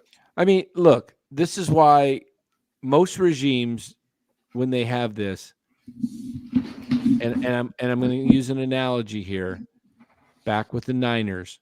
When the Niners were struggling with the front office, it was between Trent Baalke and Jim Harbaugh. Yep. And the ownership, Baalke sold ownership, and he was tight with ownership because he dealt with them every day, convinced them that Harbaugh was the problem, and all along it was Baalke. Mm-hmm. And the Niners then, after that, went through, they hired Tom Sula, then they hired, how many coaches did they hire? Was it 2? Chip Kelly, Chip Kelly and Tom Sula, and then they hired Shanahan after. Yeah, that is the difference between the Niners and the Giants. And what they did, both, they hired, they let Shanahan and Lynch kind of work together. Yeah, they hired him at the same time. And this is what they made a huge mistake in keeping Farhan, because Farhan is the bigger problem, and you're going to find that out over the next couple of years. Yep. And the Niners hired coaches with 4-year contracts, realized immediately that it was a mistake, and didn't stay with it. They cut him. Jed York used to get so much crap in the Bay Area, a lot of crap, and he realized his mistakes, and he just, Tom Sula, you're a mistake, you're fired. Chip Kelly, oh, you're a mistake, you're fired. He had to pay both of those guys 3 more years. He's like, I don't care. I want to get it right. And he got it right. That is the difference between the Giants and the 49ers organizations. Yep. They cut bait when it wasn't working. The Giants keep it.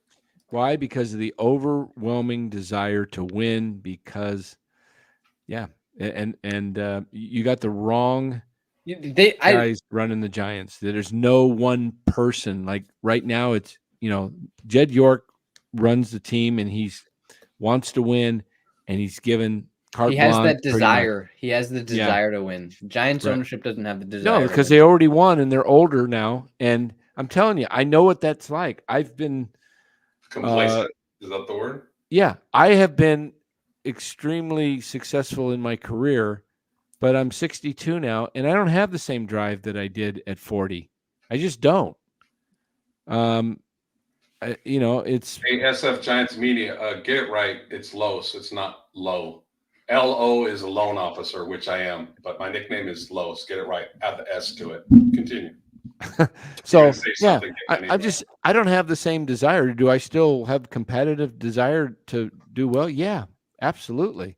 But the Giants ownership group is older. They've won. They've tasted success, and now they're just like put it on autopilot. And they brought in a guy mediocrity. Yeah, and they just want to win. I mean, not want to win. They want to make money, but they just don't have that. The Dodgers, on the other hand, they are going after. I'm telling you, they want to win like 3 World Series. They want to do better than what the Giants did, 3 and 5. They want to definitely match it, but they would ideally like to build a team that can be the first since the Yankees to win 3 in a row. And that's the desire from, head of the organization. And that's why I think they end up with Yamamoto. So, but anyway, we're going to finish up here. Thank you for joining. Yeah, appreciate that. You guys showed a lot of support. How are we doing on the likes and on the poll?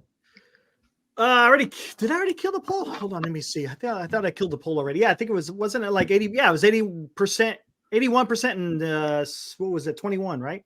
Something like that. Why'd you kill the poll? Because we were at 36. Why would you kill the poll? Why would you kill the poll? People can't vote now. Nope. Oh, the voting is done. They had their chance. Their chance. Oh no, it's still going on. No, I'm sorry. Still going on. 39 votes. All right, get your votes in because this thing's ending in like less than 2 minutes. And 88 likes. Oh. Hey. Make sure you bet the over SF Giants Mania. Hey, get that likes to 100. I'll stay on for another hour. We could too. Oh God. That's possible. Hey, we'll do that Trevor Bauer poll maybe tomorrow. Oh God, dude. You signed Trevor Bauer if you were the Giants. Oh my God, there's always 1 or 2 of them. Jesus, man. What's that? Respond to that. You respond to that. I'm not going to. Which one is that? Mr. SF Giants Mania, who thinks the Giants organization is better than the Niners organization based on championships. You deal with that because I'll go off. Well, we're talking about right now. We're not talking about in the past. Yeah, we're not talking about the Giants. It's a whole different regime. That was Brian Sabian. He's gone. That was Bruce Bochy. He's gone. That was the reason they won those championships. Period. Without those guys, they're not winning another championship until they bring in guys that are similar to that. The Warriors have won 4 in the last 8 or 9 years. The Niners. You left an S off of my name, add a C to the end of your name, and we're good. Go on. What's his name? Add a C. Maniac. Maniac. Oh my goodness. I'm the wrong guy to do it too. Yeah, Los likes to kill our subs. No, it's good debate. I'm all for it. So does Eric. He killed one of our subs a week or 2 ago. He got really hard on him. Nope. No, I really want to hear this logic that the Giants are a better organization than the 49ers right now due to titles. That would be good. Yeah. Do a report, a book report on that. Put that on your own Mania website, and yeah. Yeah. Would you rather go work for the Niners or would you rather go work for the Giants right now? I've noticed a lot of the people that somebody just asked how old he is. I've noticed a lot of the younger people don't have a sense of reality when it comes There we to go. the Giants. We went 10 minutes. It was 78% under, 21% over. Interesting. All right, guys. Well, hey, if you want to see this guy right there, I mean, this guy, no, that guy, the guy that keeps disappearing. If you want to see the guy that's disappearing, keep seeing him. He's going over to do a live stream in the next 10 minutes or so. Yep. Night show. On his Late channel. night. Yep. Eric with Late Eric. nights with I think it should be called Late Nights with Military History Chronicles. Yeah, I know, right? Maybe I should rechange it. Yeah, maybe. Yeah. Maybe I should leave it. MHC. Yeah. we go. MHC, Military History Chronicles.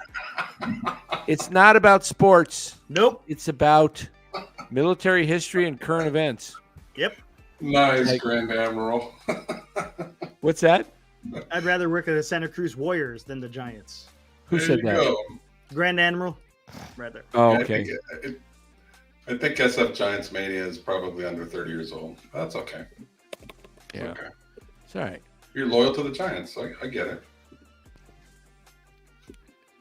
Seniors wanting a Sacramento team. I think that would be good. I actually think if you brought in a team to Sacramento and that had fresh ownership that wanted to win, they could become better than the Giants. More, So anyway, I don't know, man. I'd probably Let me just answer this last one for him, and then we'll leave it at that. And then come on to the next show and we'll talk about it too. Yeah, the Giants have 8 World Series. How many of them are in the city of San Francisco? that The would Giants be are also not from San Francisco. They're from New York. That is a little bit of important. San Francisco, the Niners are actually born in San Francisco. They're- Oh, somebody wants to see Buster. Come here, originated from- Buster. Buster boy. Come on, Buster. Buster. I don't know Come where on, he's Buster. at, Matthew. Hey, Buster. Good. There's Faith. He's counting championships, and that means the Giants There's are Faith. It's all in the Yes, past boy. too. Here It's he all in the comes. past. right now. There you go, Right now, boy. the Niners are better than Giants, and the Niners. You. Niners You are wanna the talk of the do- Bay Area right now. Exactly. How you doing, buddy? Oh, Dan, we're gonna have to do it tomorrow. We forgot all about it. Buster needs a pick. Oh yeah, Yamamoto. We'll do that tomorrow if he Yeah, hasn't already picked. tomorrow. Yeah, he might already sign, Buster boy. Say, hey, look up at Matthew. He wants say hello. Say hello. There you go. All right, there's Buster. He was napping. He's gonna go back to bed. Nice. He says, "Come on, Dad. It's 1:45." Mom, As long as Faith is not dropping any bombs. she wasn't in here tonight. No bombs. Oh, poor Faith. Poor Faith. It's a good girl. It's a good girl. Yeah, you're a good girl. Okay. All right, everybody. You're welcome, Matthew. Thanks for staying up late at Yep. 3:40. Was it 3:45? Let's see. 1:45, 1:45. It's 1:45. 2:45 where he's at right now. Yep, and he's gonna come over 2:45. to MHC. Crazy. Wow. All right, man. Dedication right there. All right, everybody. Whoever want to join MHC, we'll be back Come tomorrow over night. MHC. Tomorrow night, 8:30, we'll do. And oh, by the way, we got Kerry Crowley coming Thursday to join us. And I need to call Marty tomorrow and see if Marty can come on tomorrow or Wednesday. Awesome. And but yeah, stay with us. Kerry Crowley.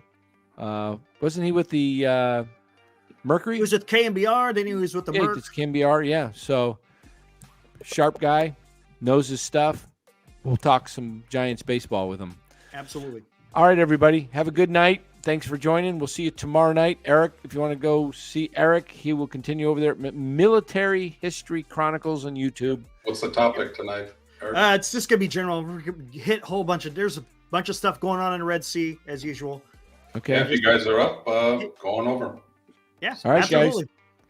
All right. Hey, thanks for joining. We'll see you guys on the NorCal Sports Network tomorrow night at 8:30 8:30. California time. And if anything breaks in the meantime, we'll come on as well. Yeah. All right. Have a good night, everybody. Woo! Thanks, Mauro. Thanks, Los.